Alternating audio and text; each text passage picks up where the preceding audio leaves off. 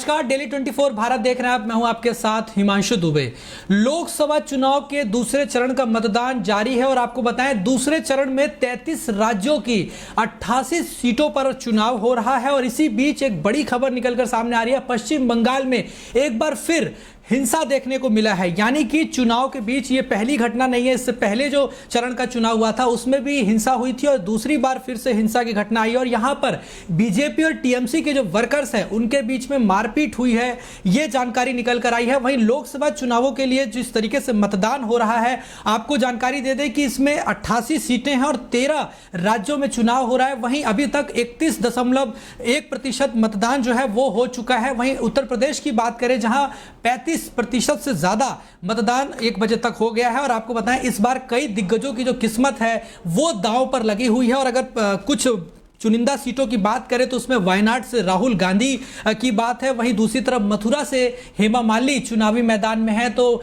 मेरठ से अरुण गोविल, ऐसे कई सारे उम्मीदवार जो हैं वो इस बार चुनावी मैदान में है। राजीव चंद्रशेखर जो केंद्रीय मंत्री हैं, शशि थरूर, ऐसे कई अहम और बड़े चेहरे हैं जो इस बार दूसरे चरण के अंदर कहीं ना कहीं चुनाव लड़ रहे हैं। और इनका जो भविष्य है वो आज ईवीएम में कैद हो जाएगा और 4 जून को नतीजा जब आएगा तो पता चलेगा कि आखिरकार जनता इन पर कितना विश्वास करती है। और आज इसी मुद्दे पर चर्चा करेंगे। हमारे साथ एक खास पैनल मौजूद है, मैं आपको सबसे पहले उनसे परिचय करवा देता हूं। बीजेपी से हमारे साथ बातचीत करने के लिए अवधेश उपाध्याय जी हैं। सर, बहुत स्वागत है आपका हमारे साथ चर्चा करने के लिए। और कांग्रेस से हमारे साथ बातचीत करने के लिए दीपचंद राठौर जी हैं, आपका भी बहुत स्वागत है सर। और वरिष्ठ पत्रकार के तौर पर पिंटू तोमर जी हैं। सर, आपका भी बहुत स्वागत है। सबसे पहले मैं चलूंगा अवधेश जी के पास। अवधेश जी, जिस तरीके से माहौल दिखाई दे रहा है, अगर उत्तर प्रदेश की बात करें 35% से ज्यादा मतदान हो चुका है और कई ऐसी सीटें हैं जो कह सकते हैं बहुत अहम है आपके लिए। अगर मथुरा की बात करें, मेरठ की बात करें और इसके साथ ही गौतम बुद्ध नगर, गाजियाबाद, बहुत सारी सीटें हैं। कैसे देखते हैं इस दूसरे चरण के मतदान को? देखिए हिमांशु जी, लोकतंत्र के महापर्व का दूसरा चरण आज चल रहा है, शुरू हो चुका है, सुबह से जारी है। और आप देख रहे हैं कि इस दूसरे चरण में लोकतंत्र के महापर्व में जो जनता है बहुत ही अच्छी तरह से उत्साहपूर्वक जो सहभागिता कर रही है। क्योंकि देखिए देश की जनता को ये पता है कि उनका एक मतदान देश के जो विकसित भारत है, जो उसका संकल्प है विकसित भारत है, उसको पूरा करने में उनका सहायक होगा। तो इसलिए जनता में बहुत अच्छा उत्साह है और जनता भी चाहती है कि जो विकसित भारत का जो संकल्प हमारा है, भारतीय जनता पार्टी का है, उसको पूरा करने में पूरी तरह से इस समय साथ दे रही है। जी, और एक सीट की बात नहीं है जो आप कह रहे हैं, एक सीट की बात है, ये पूरे देश की बात है। पूरे देश की जो जनता है, जो 40 करोड़ की जनता है, जिस तरह से 2014 से 2024 तक आप देखें जो विकास हमारे देश में हुआ है, चहुमुखी विकास, उसको लेकर देश की जनता में उत्साह है। और देश की जनता ये खुलकर कह आ रही है, जब वोट देकर आ रही है कि भाई किसको वोट दिया है, कि विकास के लिए वोट दिया है। किसके लिए वोट दिया है कि जो गरीब कल्याण हुआ है देश में, उसके लिए वोट दिया है। किसके लिए वोट दिया है कि जो इंफ्रास्ट्रक्चर जो बढ़ा है हमारे देश में, जो उसका जो इंफ्रास्ट्रक्चर का जो विकास हुआ है, उसके लिए हमने वोट दिया है। तो कहीं ना कहीं अब देश की जनता ये जान चुकी है कि इस तरह से एक पार्टी ऐसी है जो देश का विकास करना चाहती है, दूसरी तरफ एक ऐसा गठबंधन है, ठगों की टोली है जो देश को लूट कर फिर खाने की साजिश रचने को तैयार है। लेकिन मुझे यह बताइए, जिस तरीके से मतदान हो रहा है, आप लोग मैनिफेस्टो पर सवाल खड़े कर रहे हैं, लेकिन राहुल गांधी ने तो ये बात दावा किया है कि उनकी सरकार बनेगी तो जो भी गरीब है उसकी तो लॉटरी लग जाएगी, किस्मत बदल देगा। ये जो चुनाव है ये गरीबों की किस्मत बदल देगा और ये चुनाव संविधान और लोकतंत्र को बचाने का चुनाव है। देखिए राहुल गांधी किस संविधान की बात करते हैं, किस लोकतंत्र की बात करते हैं, पता नहीं। इन्होंने तो देखिए कांग्रेस पार्टी जब से हमारे देश में आई सत्ता में, तभी से इन्होंने जो है संविधान की धज्जियां उड़ानी शुरू कर दी। इन्होंने लोकतंत्र को ताक पर रख दिया। आप देखिए कांग्रेस पार्टी ने हमारे देश का विभाजन किया, देश के टुकड़े किए, किसने किए? कांग्रेस पार्टी ने। तब संविधान लोकतंत्र कहाँ गया था? चलिए ठीक है। उसके बाद आप देखिए 1990 में किस तरह से कश्मीर में हिंदुओं को भगा दिया गया, ठीक है। वो उस समय संविधान कहाँ गया था? राहुल गांधी जी का, कांग्रेस का। और उस समय लोकतंत्र कहाँ गया था? 1984 में देश में आपने देखा होगा किस तरह से सिख समुदाय को दौड़ा कर मारा गया, पीटा गया। उस समय संविधान कहाँ गया था? कांग्रेस पार्टी का, राहुल गांधी जी का।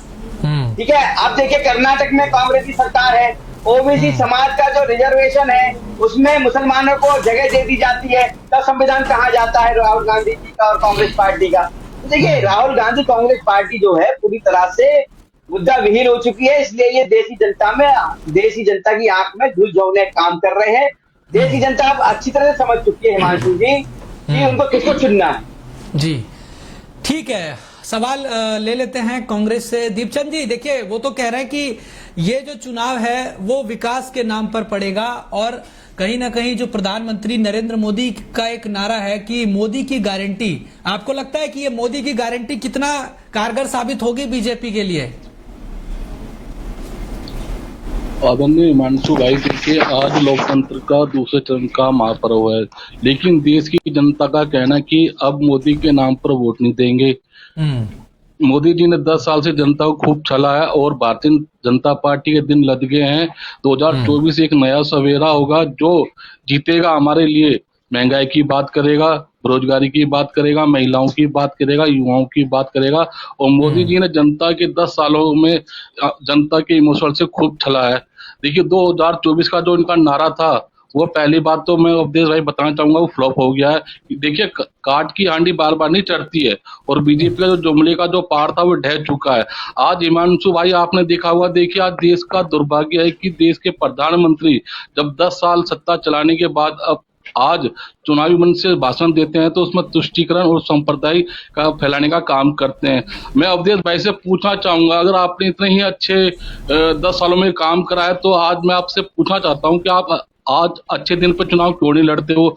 आज आप आत्म भारत निर्भर और विकसित भारत पर चुनाव क्यों नहीं लड़ते हो? आज आप इंडिया क्यों नहीं, आज आप अपनी जो जगह थी उस पर चुनाव क्यों नहीं लड़ते हो? आपने कहा था हर 2 करोड़ युवाओं को नौकरी देंगे, आप उस पर चुनाव क्यों नहीं लड़ते हो? जो आप नोटबंदी लेकर आए थे इस देश के अंदर, आप उस पर चुनाव क्यों नहीं लड़ते हो? देखिए आप बताइए, इन सब बातों का जनता पूछना चाहती है। आपने जो वादे किए, आपने उन वादों से इतर होकर आज आप देश के प्रधानमंत्री मंगलसूत्र पर उतरा है। आप बीजेपी का इतना नीचा स्तर गिर चुका है हिमांशु भाई कि अब ये मंगलसूत्र महिलाओं के मान सम्मान जो एक आभूषण होता है उसको लेकर आगे पॉलिटिक्स के अंदर। आपने देखा होगा कि पहले तो ये मुर्गा मछली की बात कर रहे थे, अरे फिर बोलते जी कांग्रेस के जो मैनिफेस्टो में है उसमें हिंदू मुसलमान लिखा हुआ है। अवधेश भाई पहले कांग्रेस का मैनिफेस्टो पढ़िएगा, कहीं भी हिंदू मुसलमान लिखा हो तो मैं आपको चैलेंज देता हूं। हमारे मैनिफेस्टो के अंदर युवाओं के लिए बात है, महंगाई की बात है, बेरोजगारी की बात है, लेकिन जो आपका मैनिफेस्टो है उसको उठा के देखिए, आपने कहीं भी युवाओं के बारे में कोई जिक्र नहीं करा, महिलाओं के बारे में कोई जिक्र नहीं करा, महंगाई के बारे में कोई जिक्र नहीं करा। पिछले 10 सालों से बीजेपी ये बताने में असमर्थ है कि आपने कितनी नौकरियां दी और कितनी आगे दोगे। इनका जो घोषणा पत्र है उसमें कहीं भी नौकरी की बात नहीं है, नहीं उसमें युवाओं की बात नहीं है, नहीं महंगाई की बात नहीं है। जिस तरह ये हम तो ये कह रहे हैं कि अगर हमारी सरकार आएगी, हमने तो खुले मन से कहा और हमने बताया कि 30 लाख नौकरी हम देंगे, हर महिलाओं को हर महीने 8,500 रुपए और सालाना 1 लाख रुपए देंगे। अगर हमारी सरकार आती है तो MSP लीगल गारंटी हम देंगे। लेकिन ये लोग, भारतीय जनता पार्टी के लोग किसानों को खुशहाल नहीं देखना चाहते। ये चाहते हैं कि जिस तरह अग्निवीर योजना लेकर आए कि पिता तो कमाए और बेटा रिटायरमेंट हो जाए, ये इस तरह की योजना लेकर आना चाहते हैं। लेकिन सर जिस तरीके से आपने सवाल खड़ा किया MSP को लेकर, या फिर अभी आपने गरीबों की बात करी कि आप हर साल 1 लाख रुपए देंगे महिलाओं को, लेकिन ये तो आपने पहले भी किया था 72,000 रुपए सालाना देने का 2019 में, लेकिन आप जनता ने आप पर विश्वास फिर भी नहीं किया। लेकिन फिर से मोदी सरकार आ गई 2019 में, आपको लग रहा है कि इस बार जनता कैसे विश्वास करेगी फिर? क्योंकि आपने इसका रोड मैप नहीं बताया कि आखिर ये 1 लाख रुपए आएगा कैसे। देखिए जी, हमारे नेता ने पहले ही घोषणा पत्र में स्पष्ट कर दिया, ये वो पैसा आएगा जिस तरह भारतीय जनता पार्टी ने जो 22 उद्योगपतियों का 16 लाख करोड़ रुपया जो उन्होंने माफ करा, अगर हमारे पास होता तो हम उसी पैसे को नरेगा के अंदर इस्तेमाल करते और 25 साल तक देश के युवा गरीब जो वहां के लोग हैं उनको रोजगार मिलता, पैसा वहां से आएगा। इनकी तरह हम पैसा, इनके जो 22 उद्यम कर्मी है उनको माफ नहीं करेंगे, हम देश हित के लिए पैसा लगाएंगे। इनसे पूछिए आज अवधेश भाई से, वो 16 लाख करोड़ रुपए कहाँ चला गया भाई उद्योगपतियों का जो देश के प्रधानमंत्री ने माफ करा है। और देश का गरीब, उसके आप उस पर GST लगाते हो, उसका कर्ज माफ नहीं करते, और वैसे आप किसानों के हितैषी बन रहे हो। ठीक है, जवाब ले लेता हूं मैं। अवधेश जी, आप पर जो आरोप लगा रहे हैं कि आप लोग केवल जो चंद उद्योगपति हैं उनका आप कर्ज माफ कर देते हैं, लेकिन गरीब लोगों से टैक्स वसूलते हैं।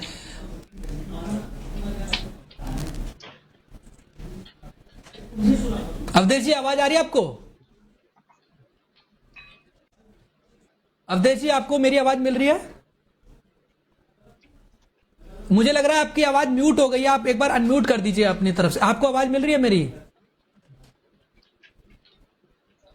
मुझे तो मिल रही है तुम्हारी आवाज। ठीक है, अब आ रही है। ठीक है, ठीक है, ठीक है। मेरा सवाल यह है, जैसा कि इन्होंने आप पे आरोप लगाया कि आप लोग जो हैं चंद जो उद्योगपति हैं केवल उनका कर्जा माफ कर देते हैं, लेकिन गरीब जनता को जो है वो टैक्स उनसे वसूलते हैं, जैसा कि अंग्रेज किया करते थे।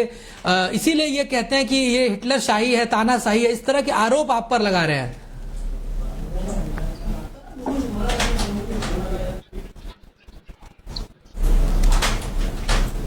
जी, आवाज मिल रही है? मुझे लग रहा है शायद संपर्क में कुछ तकनीकी समस्या आ रही है। मैं एक बार चलूंगा पिंटू जी के पास। पिंटू जी, जैसा आपने देखा अभी जो बयान दोनों तरफ से जो दिया गया है, बीजेपी और कांग्रेस की तरफ से, आप कैसे इस चुनाव को देख रहे हैं? दूसरा चरण काफी महत्वपूर्ण है। कई बड़े दिग्गजों की जो किस्मत है वो इस बार ईवीएम में जो है कैद होने जा रही है। क्या भविष्य देख रहे हैं आप इस बार, जो कई जो दिग्गजों का चुनावी मैदान में है इस बार? देखिए हिमांशु, भारतीय जनता पार्टी और कांग्रेस तो राष्ट्रीय पार्टी हैं। अगर क्षेत्रीय पार्टी या किसी निर्दलीय का भी जब घोषणा पत्र आता है, जो वादे करता है व्हाट्सएप पे, तो देख के हंसी आती है। ये तो नेचुरल सी बात है कि इनका घोषणा पत्र आंखों को देखने में अच्छा लगता है, सुनने में भी अच्छा लगता है, लेकिन वो लागू कहाँ तक होता है ये एक बड़ी बात है। निश्चित रूप से दूसरा चरण जो है बेहद महत्वपूर्ण है। उसके पीछे कारण यह है कि बहुत बड़े बड़े नाम इसमें शामिल हैं। इसके अलावा केरल जो भारतीय जनता पार्टी के लिए बहुत महत्वपूर्ण है, क्योंकि ए.के. एंटोनी जो कांग्रेस के बहुत बड़े नेता हैं, सोनिया गांधी के बेहद करीबी माने जाते हैं, देश के रक्षा मंत्री रहे हैं, उनके पुत्र ने परिवार से बगावत करके भारतीय जनता पार्टी का झंडा थाम लिया है। दूसरा, वायनाड सीट पे नजर रहेगी, लेकिन इन सबसे ज्यादा महत्वपूर्ण जो सीट मैं मान रहा हूँ वो बिहार की पूर्णिया है। उसके पीछे कारण यह है कि पप्पू यादव ने अपनी पार्टी का कांग्रेस में विलय किया और उसके बाद उन्हें निर्दलीय लड़ना पड़ रहा है। अगर हम उत्तर प्रदेश में आ जाए तो निश्चित रूप से गाजियाबाद, गौतम बुद्ध नगर, मेरठ और मथुरा, ये बेहद महत्वपूर्ण सीट है। सबकी नजर इन पे बनी हुई है। लेकिन यहाँ एक चीज और देखनी होगी, वो है मतदान प्रतिशत। पहले चरण में 65.5 मतदान हुआ है। नोएडा और गाजियाबाद सीट, इन्होंने कभी 60% का मतदान 2014 या 19 में नहीं छुआ है। हालांकि मेरठ में 2019 में 61% हुआ था। लेकिन गौर करने वाली बात यह है कि 2014 और 2019 के बीच जो मतदान हुआ गाजियाबाद सीट पर, वो 1% कम था। उसके बावजूद जो भारतीय जनता पार्टी के सांसद उम्मीदवार थे वीके सिंह, वो 5 लाख से ज्यादा वोटों से जीते थे। एक डाटा जो है वो ये भी कहता है कि 1951 में जब पहली बार चुनाव हुआ था, उसके बाद अब तक जो चुनाव हुआ है, अगर बम्पर वोटिंग हुई है, जिसे बहुत ज्यादा बम्पर कहते हैं, तो तभी हुई है जब जनता ने सरकार बदली है, चाहे वो इमरजेंसी के बाद हुआ हो या 2014 के बाद हुआ हो। लेकिन दूसरा जो चरण आज चल रहा है, उसमें ऐसा लग रहा है कि इलेक्शन कमीशन, पार्टियों के नेता, कार्यकर्ता और आम जनता खुद जागरूक हुई है और उम्मीद ये जताई जा रही है, जिस तरह के अभी तक मतदान प्रतिशत आया है 1 बजे तक का, कि इस बार पहले चरण से अच्छा मतदान प्रतिशत सामने आए। ठीक है पिंटू जी, एक और सवाल मैं आपसे ले लेता हूं। अभी जो आज सुप्रीम कोर्ट का बड़ा फैसला आया है वीवीपैट को लेकर, जो विपक्ष लगातार मांग करता था कि ईवीएम से चुनाव ना होकर वीवीपैट से कराया जाए, उसको लेकर आज बड़ी सुनवाई हुई है और कोर्ट ने कहा है कि वीवीपैट से चुनाव को उसने खारिज कर दिया है। इस पूरे फैसले को आप कैसे देखते हैं, कोर्ट ने जो बड़ा डिसीजन लिया है? देखिए, ईवीएम का सबसे पहला विरोध किसने किया था? 2009 में भारतीय जनता पार्टी के तत्कालीन प्रधानमंत्री के उम्मीदवार लालकृष्ण आडवाणी ने किया था। ईवीएम के ऊपर एक किताब लिखी गई थी, उसका विमोचन भी उन्होंने किया था। लेकिन आज सुप्रीम कोर्ट ने ये स्पष्ट कर दिया, उसके बाद इलेक्शन कमीशन का भी इस पे वक्तव्य आया है कि अब किसी को शंका इस पे नहीं करनी चाहिए। जो याचिका दायर की गई थी उसमें मांग की गई थी कि वीवीपैट के 100% पर्चियां जो है वो निकाल के दी जाए, जो कि संभव नहीं है। उससे 10 से 12 दिन लग जाते हैं, तो बैलेट पेपर के मुताबिक ही उसमें समय लगता। तो सुप्रीम कोर्ट ने भी क्लियर कर दिया, इलेक्शन कमीशन ने भी क्लियर कर दिया है, और बैलेट पेपर से एक तरीके से चुनाव की जो भी संभावना थी वो बिल्कुल खत्म हो गई है। चुनाव अब आगे भी ईवीएम से ही होंगे। लेकिन ये भी फैक्ट है कि सुप्रीम कोर्ट के आदेश के आने के बावजूद कुछ लोग ऐसे होंगे जो अपनी ईवीएम का विरोध नहीं छोड़ेंगे। ठीक है, अवधेश जी, आपको मेरी आवाज मिल रही है अब सही से? बिल्कुल मिल ठीक रही है, है, बिल्कुल मिल रही है। ठीक है। कांग्रेस जो है वो आप पर सवाल खड़े कर रही है कि आप लोग जो है वो केवल चंद उद्योगपतियों का जो पैसा है वो तो माफ कर देते हैं, उनका कर्जा माफ कर देते हैं, लेकिन आप लोग गरीबों से जो है टैक्स वसूलते हैं, अंग्रेजों की तरह आप शासन करना चाहते हैं, तानाशाही, हिटलरशाही जैसा रवैया आप लोग अपना रहे हैं। क्या इस पर क्या जवाब रहेगा? देखिए, हिटलर शाही कौन अपना रहा है ये सब जानते हैं, देश की जनता बहुत अच्छी तरह समझ चुकी है। 70 साल कांग्रेस पार्टी ने राज किया, किस तरह से गरीबों का हक मारा गया, किस तरह से गरीबों की जमीनें हड़प कर वहां बिल्डिंगें खड़ी कर दी गई। गुड़गांव में आप देखिए जो बाड्रा परिवार है उसमें किस तरह से बिल्डिंग खड़ी की गई है, ठीक है। और आप देखिए अवधेश भाई, पुलवामा के अंदर दो 400 किलो आरडीएक्स आया था, उसका आज तक आप लोगों ने पता नहीं कर पाए हो। आप इलेक्शन में बता देते हो कि हमारे 400 सीटें आएंगी, उस टाइम में आप कहां चले जाता आपका एजेंसी। आप पुलवामा के बारे में तो एक शब्द नहीं बोल पाते हो, पर 400 पार का नारा आप सबसे पहले दे रहे हो। बताइए, आपके पर संदेह करना उचित है कि नहीं उचित है? आपके पास जवाब नहीं है, सवाल का जवाब नहीं होगा आपके पास, मुद्दे पर आप चर्चा नहीं कर सकते हो। आप मुर्गे, मछली और अंडे के ऊपर बात कर सकते हो, ऐसे चर्चा नहीं होती है। ठीक है, एक जी, आप बहुत वरिष्ठ प्रवक्ता है कांग्रेस पार्टी के, ऐसे चर्चा नहीं होती है। अवधेश भाई, यहाँ चर्चा करने आए हैं, बात कर रहा हूँ। पुलवामा में 400 आरडीएक्स आया, कहाँ से आया वो बता दीजिएगा आप। ठीक है, एक बार सुन लेते हैं, एक बार दीपचंद जी एक बार सुन लेते हैं अवधेश जी इस पर क्या जवाब दे रहे हैं जो आपने आरोप लगाया। की आदत डाली है आप। ठीक है, बोलिए आप। देखिए, इन्होंने कहा तुष्टिकरण की राजनीति। तुष्टिकरण कौन कर रहा है भाई? कांग्रेस। कर्नाटक में किसकी सरकार है? कांग्रेस की। वहां ओबीसी का जो रिजर्वेशन है उसमें मुसलमानों की जगह कौन दे रहा है? कांग्रेस पार्टी। कश्मीर में हिंदुओं को भगाया गया, मारा पीटा गया, उनके मंगलसूत्र छीने गए बहन बेटियों के वहां पर, मतलब उनकी जमीनें छीनी गई, तब कौन था भाई? किसी सरकार थी देश में? कांग्रेस पार्टी की। बात करते हैं ये तुष्टिकरण कौन कर रहा है? अबे हिंदू मुस्लिम तो आप कर रहे हैं, दूसरे पे आप आरोप लगा रहे हैं। सुनिए, तुष्टिकरण पे तो ठीक है, सवाल ये था कि जो उद्योगपतियों का पैसा माफ किया जाता है और आप लोग गरीबों से टैक्स वसूलते हैं। देखिए, भारतीय जनता पार्टी गरीब कल्याण को समर्पित पार्टी है, और ये आपकी बात नहीं है। जब हमारे प्रधानमंत्री मोदी जी ने शपथ ली थी 2014 में, तभी उन्होंने ये बात कही थी कि हमारी सरकार गरीब कल्याण को समर्पित सरकार है। आज 14.5 करोड़ से ज्यादा घरों में जो नल से पानी आ रहा है वो मोदी सरकार की देन है। जो बहन बेटियां जहरीले धुएं से लड़ती थी उनको उज्ज्वला योजना के माध्यम से 10 करोड़ से ज्यादा महिलाओं को सिलेंडर देने का काम मोदी सरकार ने किया है। आज गरीबों के लिए 5 लाख रुपए तक का जो बीमा है, 5 लाख रुपए तक का जो इलाज है, वो मोदी सरकार की देन है। आज जो गरीबों को घर मिल रहा है, 5 करोड़ से ज्यादा गरीबों को घर मिला है प्रधानमंत्री आवास योजना के माध्यम से, वो मोदी सरकार ने दिया है। आज गरीब किसानों को सम्मान निधि दी जा रही है 6,000 रुपए, वो मोदी सरकार की देन है। अरे गरीबों का हक मारने वाली तो कांग्रेस पार्टी अगर ये बात कह रही है तो मुझे लगता है शर्म आनी चाहिए कांग्रेस पार्टी। चलिए ठीक है, जवाब ले लेते हैं। अब दीपचंद जी जवाब दीजिए इसका। आदरणीय हिमांशु भाई, ये जिस तरह किसानों की बात कर रहे हैं उनसे पूछिए। आपने भी देखा होगा, आपने भी करा, 700 किसानों की शहादत हो जाती है, काले कानून एमएसपी लेकर आते हैं, देश के प्रधानमंत्री जब तो बोलते हैं ठीक है और तुरंत बाद बोलते हैं ये नहीं, ये ठीक नहीं है। तो आप इसी का जवाब दे दीजिए अवधेश भाई, वो काले कानून किस हिसाब से लेके आए थे और किस हिसाब से आपने वापस ले लिए, यही बता दीजिए। आपने 700 किसानों की शहादत पे एक शब्द नहीं बोला है। अगर आप में हिम्मत है तो एमएसपी को लीगल गारंटी दीजिए। हम तो बोल रहे हैं कि हमारी सरकार आएगी तो हम एमएसपी को लीगल गारंटी देंगे, लेकिन आप उस पर भी एक चर्चा करना नहीं चाहते। मैं आपसे पूछना चाहूंगा, जब देश का युवा किसान आपसे जब आपके वादे को याद दिलाता है तो वो आपने 2 करोड़ रोजगार देने की बात कही थी, आज 10 साल हो गए सरकार में आप बैठे हो ना कि कांग्रेस बैठी है, जवाब कौन देगा? आप लोग दोगे। आपसे जनता और मैं प्रवक्ता पूछ रहा हूँ, आपने कितनी नौकरियां देश की जनता को दी है, बताइए ये भी।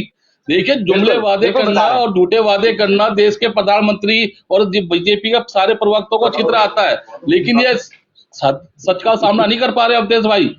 मैं आपसे पूछना चाहता हूँ, अगर आपने ये तो बोल दिया कि हमारी लोकसभा के अंदर 400 सीटें आएगी, पुलवामा के अंदर 400 किलो का आरडीएक्स आया था, हमारे 40 से 50 मतलब सैनिक शहादत हो गई थी, उनके बारे में क्या कहोगे आप? बता दीजिए। उसमें तो आपको ये नहीं पता लग रहा कि वो आरडीएक्स कहां से आया, लेकिन इस लोकसभा के चुनाव के अंदर 400 के पार आपकी सीट आ जाएगी। ये कहीं ना कहीं संदेह बिल्कुल संदेह वाली बात है। और जिस तरह आपसे कह रहे हैं कि कांग्रेस ने भाई सोना छीना है, किसका छीना? भाई 55 साल तक देश की महिलाओं का मान सम्मान करा है, किसका सोना छीना? आज अगर आप में हिम्मत है देश के प्रधानमंत्री में, तो वो युवाओं की बात करते, देश की विकास की बात करते, देश की प्रगति की बात करते, देश की उन्नति की बात करते, लेकिन आप कहां जाके छिपे? मंगलसूत्र के पीछे। आपसे पूछना चाहूंगा कि जो आप मंगलसूत्र की बात कर रहे हैं बार बार इस देश के प्रधानमंत्री, कि वे मंगलसूत्र छीना जाएगा, आपका सोना छीना जाएगा, तो बीजेपी, तो आप बताइए देश की महिला इतनी कमजोर है क्या जो अपना सोना छीनने देगी? जिस देश की महिला इतनी शक्तिकरण है, माता शक्ति में इतनी शक्ति है, वो खुद अपना सामना कर सकती है। 55 साल तक सोना नहीं छीना, लेकिन इन 10 सालों में देश का प्रधानमंत्री ये शब्द बोलता है ना, तो बड़ा निचला स्तर पॉलिटिक्स का चला जाता है अवधेश भाई। पॉलिटिक्स करना अच्छी चीज है, आप बीजेपी का प्रवक्ता हो, मैं कांग्रेस का पार्टी का प्रवक्ता हूं, लेकिन सच को और गलत को गलत को। मेरे विक्की भाई ने जो बात कही है मैं उनकी बात से बिल्कुल सहमत हूं। इन्होंने बिल्कुल निष्पक्ष कहा कि चुनाव इस तरह होने चाहिए जहां विकसित की बात कर रहे हैं। और आज तो जो चुनाव हो रहा है ये किस चीज पे मुद्दे पे हो रहा है? चुनाव होना चाहिए जनमानस के मुद्दे पे।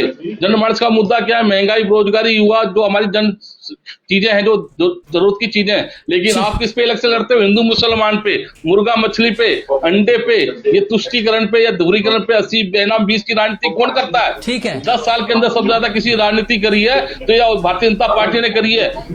हिमांशु भाई, मैं आपके चैनल के माध्यम से बताना चाहूंगा कि ये 2014 से पहले जो अटल जी की भारतीय जनता पार्टी थी, वो भारतीय जनता पार्टी नहीं रही है। ये 2014 के बाद जब से मोदी जी आए, ये भारतीय जनता पार्टी का मतलब इनकी सोचने की शक्ति और समझने की शक्ति सिर्फ अमित शाह और नरेंद्र मोदी के दायरे में तक ही सीमित रह चुकी है। ठीक है। कभी भी 10 साल के अंदर मोदी जी ने देश हित के लिए कोई काम नहीं करा। इन्होंने अपने उद्योगपतियों के लिए काम करा है और अपने सैनिकों के लिए काम नहीं करा। जिस तरह आज कह रहे हैं ना कि हमने ये कर दिया और वो कर दिया, मैं तो ये पूछना चाहता हूँ कि आज हमारे जो सैनिकों की शहादत हुई है, चीन के अंदर आप एक शब्द नहीं बोलेंगे। अरुणाचल में चीन आधा कितना घुस गया है, वो देश के प्रधानमंत्री को नहीं दिख रहा है। पर वो मुद्दा नहीं है ना इनके लिए तो मुद्दा 80 बेनाम की राजनीति करो और हमें वोट चाहिए बस। चलिए, आप ये कह रहे हैं कि देखिए, आप पर भी आरोप लगता है कि आप लोग तुष्टीकरण की राजनीति करते हैं, एक विशेष धर्म को खुश करने के लिए कहीं ना कहीं आप सनातन धर्म को लेकर प्रहार करते हैं, ऐसा बीजेपी आरोप लगाती है आप पर। लेकिन जवाब मैं ले लेता हूं अवधेश जी से। अवधेश जी, मेरा सवाल यह है कि इस बार जो चुनाव दूसरे चरण में हो रहा है, अगर हम देखें उसमें मेरठ, मथुरा और गाजियाबाद, गौतम बुद्ध नगर कई सीटें हैं, तो अगर देखा जाए इन तमाम, अगर उत्तर प्रदेश के लिहाज से देखें तो 8 सीटें हैं। आप इस पूरे उत्तर प्रदेश की सीटों को किस तरीके से देख रहे हैं? क्या आपको लगता है कि इस बार जनता जो है एक बार फिर मोदी मैजिक चलेगा, या फिर जो है कैंडिडेट के नाम पर, मुद्दों के नाम पर, लोकल जो इश्यूज हैं उनके नाम पर वोट पड़ेंगे? देखिए हिमांशु भाई, लोकसभा में चुनाव 2024 का ये विकास के नाम पर चुनाव है। जिस तरह से हमारे देश ने 2014 से 24 तक नए कीर्तिमान स्थापित किए विश्व पटल पर, वो सब देख रहे हैं। मुझे कहने की आवश्यकता नहीं है, आप भी समझ रहे हो, दीपचंद भाई भी समझ रहे हैं। ये बात कर रहे हैं बेरोजगारी की। ये हर डिबेट में क्या है, बेरोजगारी और महंगाई को लेकर आते हैं। ठीक है, बेरोजगारी एक संवेदनशील मुद्दा है, मैं मानता हूँ, आप भी मानते हैं और यहाँ जो बैठे वो भी मानते होंगे पिंटू भाई। लेकिन ये भी आपको समझना चाहिए कि जो बेरोजगारी दर 6% हुआ करती थी हमारे यहाँ 2014 में, वो घटकर 3.2% हुई है। ये भी आपको मानना पड़ेगा। आज जो पीएफ अकाउंट थे हमारे देश में 2014 में 8 करोड़, वो आज बढ़कर 26 करोड़ हो चुके हैं। 3 गुना वृद्धि हुई है पीएफ अकाउंट में। तो भाई पीएफ अकाउंट किसके खुलते हैं? दीपचंद जी से पूछिएगा, उसी के खुलते हैं ना जो नौकरी करता है। यानी कि जीएसटी कलेक्शन आप देखिए, जीएसटी कलेक्शन आप देखिए, 2020 में जो 98 करोड़ हुआ था, भाई आपसे पूछा आपने 10 साल में कितनी नौकरियां दी है? ये तो आज से शुरू से ही खुलता आ रहा ना। आज हमारा प्राइवेट नौकरी करना चाहे गवर्नमेंट नौकरी करना, उसका पीएफ खुलता है। आप ये बताइए, आपने 10 साल में अपने शासनकाल में कितनी नौकरियां दी है? 44 एयरपोर्ट से यूपी के अंदर सबसे ज्यादा पेपर लीक हुआ है। यूपी के अंदर सबसे ज्यादा पेपर लीक हुआ है और युवाओं का भविष्य सबसे ज्यादा खतरे में पड़ा है। कैसी बात कर रहे हैं? कौन नहीं करेंगे? चाहते हैं आप?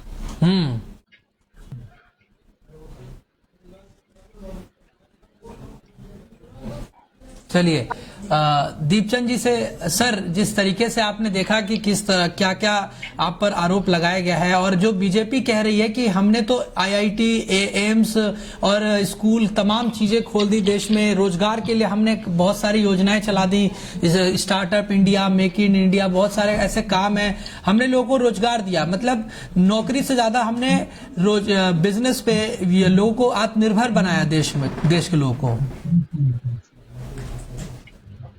आदरणीय हिमांशु भाई, जो अवधेश भाई ने जितनी भी बातें कही है वो सब मनगढ़ंत है।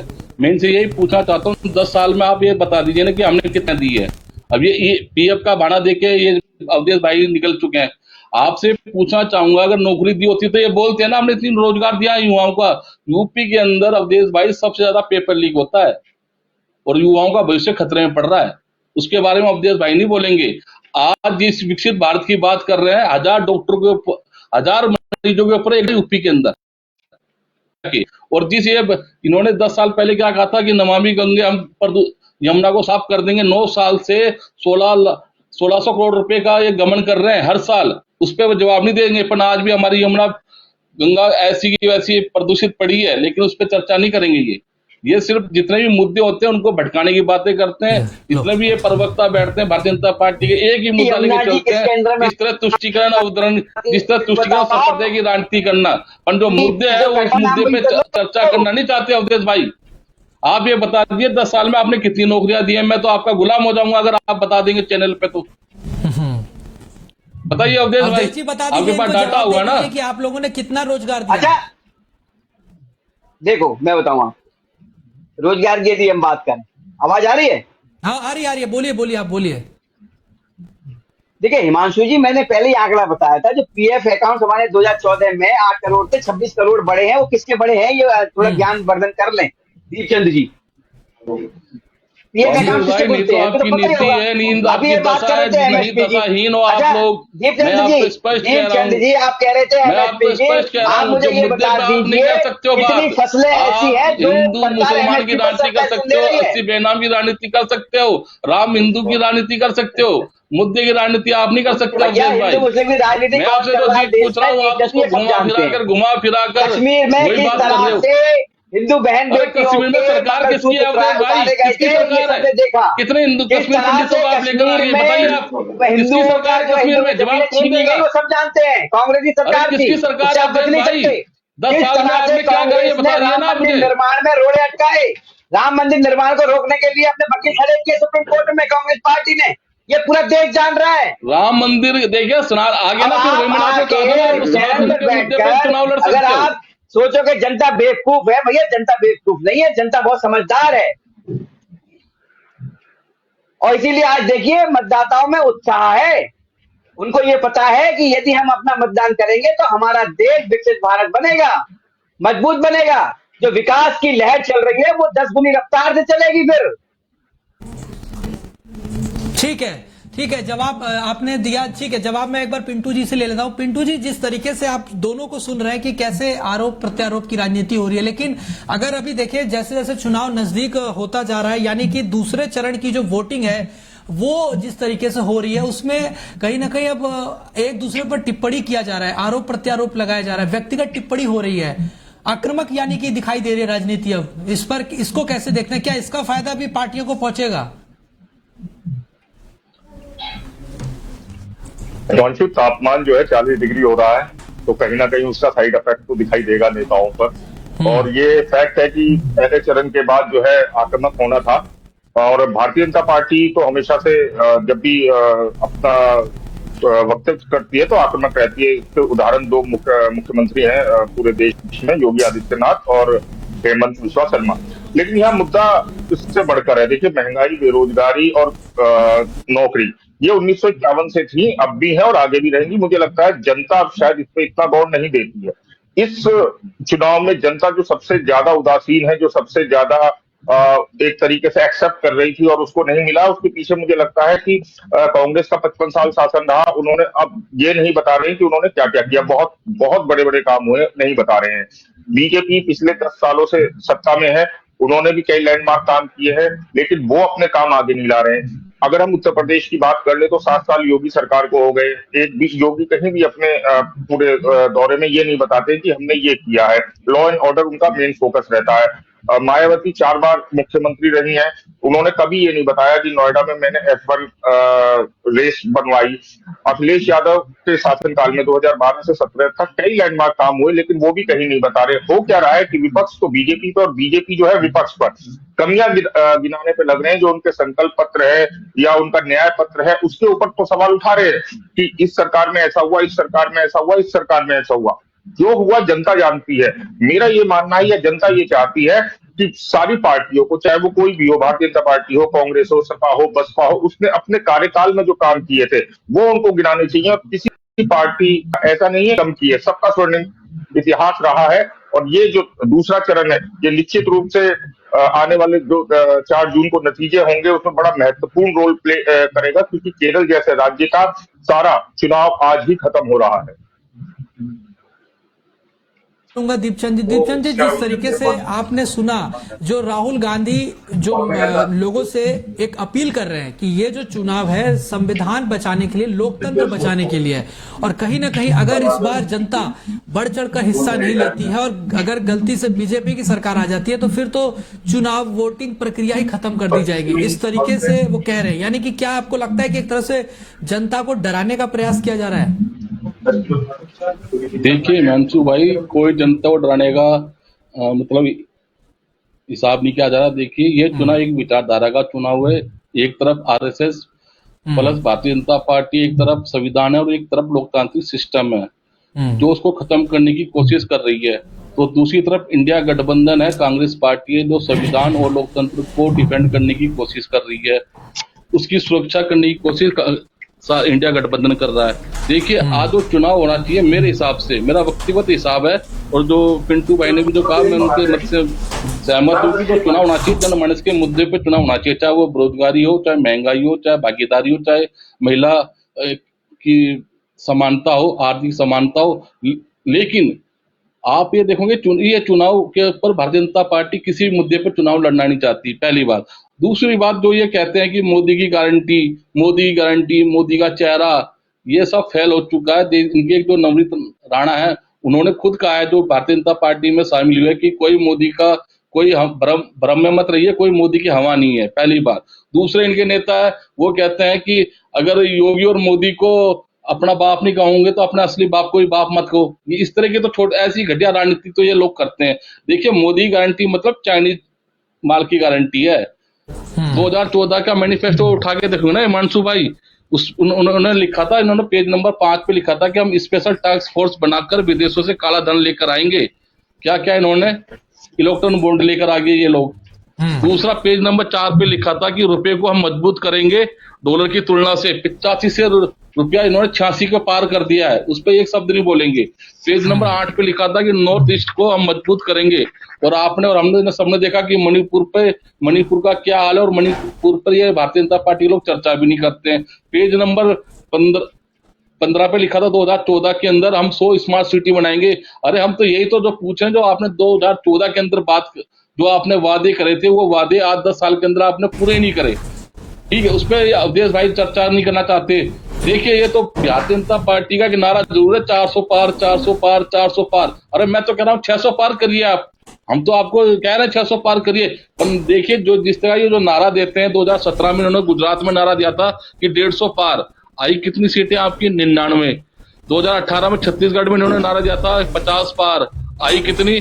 15 सीटें। 2018 के अंदर मध्य प्रदेश में इन्होंने कहा 200 पार हो जाएंगे हम। आई कितनी? 109 सीटें।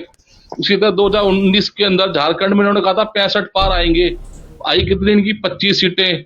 मिजोरम में 2018 में कहा था कि हम 21 पार हैं। आई कितनी? 1 सीट इनकी। 2020 के अंदर दिल्ली के अंदर इन्होंने कहा था 45 पार। आई कितनी? 8 सीटें। 2021 में बांग्लादेश में कहा था 200 पार। जब इनके सारे मंत्री संसाधन लेकर वहां बैठ गए थे, जब इनकी 77 सीटें आई थी। 2021 में तमिलनाडु में इन्होंने कहा था 118 पार। आई कितनी? 4। देखिए आज देश की जनता, चाहे युवा हो चाहे बेरोजगार हो, वो एक चीज जरूर समझ चुका है कि 10 सालों के अंदर देश की जनता को देश के प्रधानमंत्री ने छला जरूर है। झूठ बोलकर लेकिन भ्रम ठीक फैलाकर है, जो दीपचंद इन्होंने जी। वादे करे हैं, उस वादों को इन्होंने एक भी पूरा नहीं करा। ठीक है, यानी कि देखिए आपने जो भी आंकड़े बताए हैं, कहीं ना कहीं ये विधानसभा चुनाव को लेकर है। यानी कि अगर आप क्या आप विधानसभा चुनाव और लोकसभा चुनाव को एक ही तराजू पर तौल रहे हैं? क्योंकि कई बार देखा गया है विधानसभा में मुद्दे अलग रहते हैं और जनता उसमें अलग चीजों को ध्यान में रखकर वोटिंग करती है, लेकिन लोकसभा चुनाव में क्योंकि वो देश से जुड़ा मुद्दा होता है, तो ऐसे में वहां पर कैंडिडेट के साथ साथ पीएम कैंडिडेट का भी चेहरा देखा जाता है। और यहां पर अगर देखें पिछले 2 चुनाव में तो बीजेपी काफी मजबूत दिखती है। 2014 और 2019 में कहीं ना कहीं मोदी के नाम पर, प्रधानमंत्री नरेंद्र मोदी के नाम पर वोट पड़े हैं। तो आपको नहीं लगता कि इस बार जो चुनाव हो रहा है उसमें भी कहीं ना कहीं मोदी के नाम पर वोट पड़ सकता है या पड़ेगा?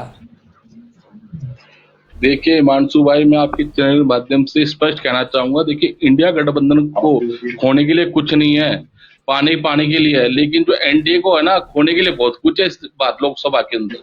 क्योंकि हमें पता है कि हमारी सीटें आ रही और हम जीत रहे 2024। जी ठीक है, एक बार मैं चाहूंगा बीजेपी से जो हमारे साथ जुड़ी हैं मैं उनके पास चलूंगा। ठीक है, शायद संपर्क नहीं हो पाया बीजेपी से। अभी जो अवधेश जी थे वो अभी उनका नेटवर्क इशू की वजह से संपर्क नहीं हो पा रहा है। एक बार मैं पिंटू जी के पास चलूंगा। पिंटू जी, जिस तरीके से कह रहे हैं दीपचंद जी कि जो भी नारा दिया जाता है बीजेपी की तरफ से वो उसको टच नहीं कर पाती, यानी कि दिल्ली की बात कर रहे हैं, वो वेस्ट अलग अलग राज्यों की बात कर रहे हैं कि छत्तीसगढ़ जहां वो कई बड़े बड़े दावे करते थे वो सीटें वो नहीं अचीव कर पाए। तो ये जो 400 सीट का आंकड़ा है ये भी झूठा साबित हो जाएगा। देखिए ऐसा नहीं है कि 400 सीटों का आंकड़ा पाया नहीं जा सकता, तो कांग्रेस पार्टी जो है वो इस आंकड़े को छू चुकी है। दूसरी बात दावे करने की, वो राजनीति हिंदुस्तान के अंदर अपनी सहूलियत के हिसाब से की जाती है। जिस पार्टी को, जिस नेता को जिस तरीके की सहूलियत दिखाई देती है उस तरह की वो राजनीति करता है। आपने देखा होगा कि बहुत से नेता कभी चुनाव नहीं लड़ते हैं, वो सदन में राज्यसभा या विधान परिषद के हिसाब से जाते हैं। तो हिंदुस्तान में एक ये ऑप्शन मिलता है कि आप सहूलियत से राजनीति कर सकते। बाकी दावे तो सब जगह किए जाते हैं। राहुल गांधी दावे कर रहे हैं कि सरकार हम बनाएंगे, जनता तरफ आ चुकी है। मोदी दावा कर रहा है कि हम 400 के पार जाएंगे। लेकिन तो सबसे बड़ी जो दिक्कत आ रही है इंडिया गठबंधन में वो बिहार और पश्चिम बंगाल से आ रही है, जहां से इनको सबसे ज्यादा सीटें मिलने की उम्मीद थी। चुनाव बाद हो सकता है एक बार टीएमसी की ममता बनर्जी से पश्चिम बंगाल से इनका गठबंधन हो जाए, लेकिन बिहार में नीतीश कुमार के जाने के बाद गठबंधन होना नामुमकिन है। तो इंडिया गठबंधन किस तरीके से सरकार बनाएगा, प्रधानमंत्री कौन बनेगा? क्योंकि नीतीश बाबू के लिए संभवतः सभी दल तैयार हो जाते, किसी को कोई विरोध नहीं होता। कांग्रेस क्योंकि की सबसे बड़ी पार्टी है, सारे राज्यों में चुनाव लड़ रही है, तो उसको कहीं ना कहीं सामने आके ये साफ करना चाहिए कि अगर इंडिया गठबंधन का बहुमत आता है तो कौन बनेगा प्रधानमंत्री और वो गठबंधन में किस तरीके से सरकार चलाएंगे। क्योंकि मोदी इसको भी लेके हमलावर है। उन्होंने कहा है कि एक वन ईयर वन सीएम होगा। तो कांग्रेस के ऊपर भी सवाल उठ रहे हैं, अकेले बीजेपी ऐसा नहीं है जिसपे सवाल उठाए जा रहे हों। फिर आज आपने जब शुरुआत की थी तो आपको याद होगा कि पश्चिम बंगाल में फिर हिंसा हुई है। पश्चिम बंगाल एक ऐसा राज्य बन चुका है जहां कोई त्योहार या चुनाव बिना हिंसा के कंप्लीट ही नहीं होता। ऐसा नहीं है, पहले और कहीं नहीं होता था। उत्तर प्रदेश इसका उदाहरण है, लेकिन पिछले 7 साल से किसी तरह का कोई जातीय हिंसा और खासतौर से चुनाव के दौरान तो किसी तरह की भी छिटपुट घटना देखने को या सुनने को नहीं मिली है। तो राज्य प्रमुख होता है, मुख्यमंत्री होता है, वो चाहे तो इन चीजों पे इच्छा शक्ति अगर है उसके पास तो इन चीजों पे रोक लगाना कोई बड़ी बात नहीं है।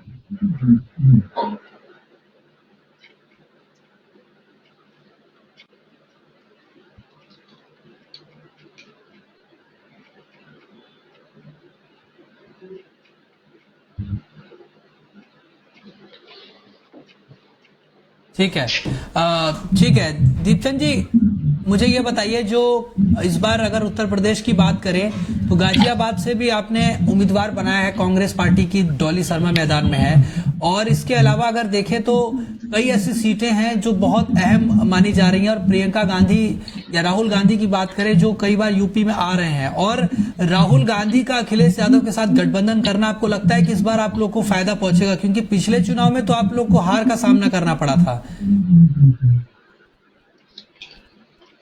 देखिए हिमांशु भाई, जो पश्चिम से हवा चली है वो पूरे उत्तर प्रदेश और देश में माहौल चेंज कर देगी। चाहे गाजियाबाद से लेकर गाजीपुर की बात हो, चाहे डोली शर्मा की बात हो। जो अब की बात देखिए 10 साल का अंदर एक ही मुद्दा जरूर है आज देश की युवा और बेरोजगार सब है ना, महंगाई से बेरोजगारी से त्रस्त है। हिमांशु भाई ये मानना पड़ेगा आपको, क्योंकि ये सबसे बड़ा मुद्दा है। और कांग्रेस पार्टी हमेशा जनमानस के मुद्दे पर चुनाव लड़ती आई है। हमने कभी भी कोई चुनाव तुष्टिकरण और सांप्रदायिक के मुद्दे पे कभी चुनाव नहीं लड़ा। वो बात अलग है कि हम हार रहे हैं और शिकत हो रही है, इससे हमें इस परहेज नहीं करना चाहिए। मैं ये इस चीज को स्पष्ट मानता हूँ। लेकिन जो जनमानस का मुद्दा, हमारा शुरू से लेकर एक ही चुनाव पे हमारा फोकस रहा है कि हम जनमानस के मुद्दे उठाए जाए, सड़क से लेकर संसद तक, पहली बात। दूसरी बात, आज जिस तरह का माहौल बन चुका है, आप बता रहे हो, पिंटू भाई की बात से मैं सहमत हूँ, क्योंकि जिस तरह से जो पहला चरण के अंदर आपने देखा होगा कि जो चुनाव कम वोटिंग कम हुई है और कहीं ना कहीं इंडिया गठबंधन को उसमें बढ़त दिखाई है। तो जब से देश के प्रधानमंत्री बौखला चुके हैं, वो देश की राजनीति में एक ऐसा ध्रुवीकरण पैदा कर रहे हैं। कभी तो मंगलसूत्र ले आते हैं, कभी कुछ ले आते हैं, कभी अंडा ले आते हैं, कभी मुर्गी ले आते हैं, कभी मछली ले आते हैं। ये इस तरह की एक पॉलिटिक्स हो गई है। जब देश का प्रधानमंत्री इस तरह की राजनीति करने लग जाए तो ये देख लीजिए कि आप पॉलिटिक्स का स्तर कितना नीचे गिर चुका है। दूसरी बात, हम सारे जनमानस के मुद्दे पर चुनाव लड़ रहे हैं, लेकिन देश का प्रधानमंत्री ये नहीं बता पाएगा कि ये 400 किलो आरडीएक्स पुलवामा में कैसे आया, लेकिन ये जरूर कह देंगे कि हम तो 400 सीट जरूर ला रहे हैं। इस पे ये सारे नेता और सारे प्रवक्ता एक एक शब्द बोल के चले जाएंगे। चीन के अंदर अरुणाचल के अंदर चीनी घुस गया, उसके ऊपर चर्चा नहीं करना चाहेंगे, पर ये जरूर कह रहे हैं कि हम भाई आत्म विकसित भारत बन गए हैं, आत्मनिर्भर बन गए हैं, ये जरूर बोलेंगे। हम पूछते हैं इनसे महंगाई की बात करो तो ये पहुंच जाते हैं उत्तर प्रदेश में। हम पूछते हैं जी मणिपुर की बात करो तो ये पहुंच जाते हैं जी चीन पर। लेकिन जो मुद्दा होता है उस पर चर्चा ना करना, सबसे मेन फोकस इनका यही रहता है कि मुद्दों से भागना। और हिमांशु भाई, अब देश की जनता भी समझ चुकी है, जो देश की हित की बात करेगा, जो देश के युवाओं की बात करेगा, जो देश की महिलाओं की बात करेगा, जो देश के पिछड़े और दलित की बात करेगा, वही इस पर राज करेगा। आपकी बात वही राज करेगा जो दलितों की, पिछड़ों की, गरीबों की बात करेगा। और बीजेपी जो है मुद्दे से भटक कर अलग वो राजनीति करना चाहती है, मुद्दों पर बात नहीं करती। अगर हम बेरोजगारी और नौकरियों की बात कर रहे हैं या महंगाई की बात कर रहे हैं तो उस पर जवाब बीजेपी नहीं देती है।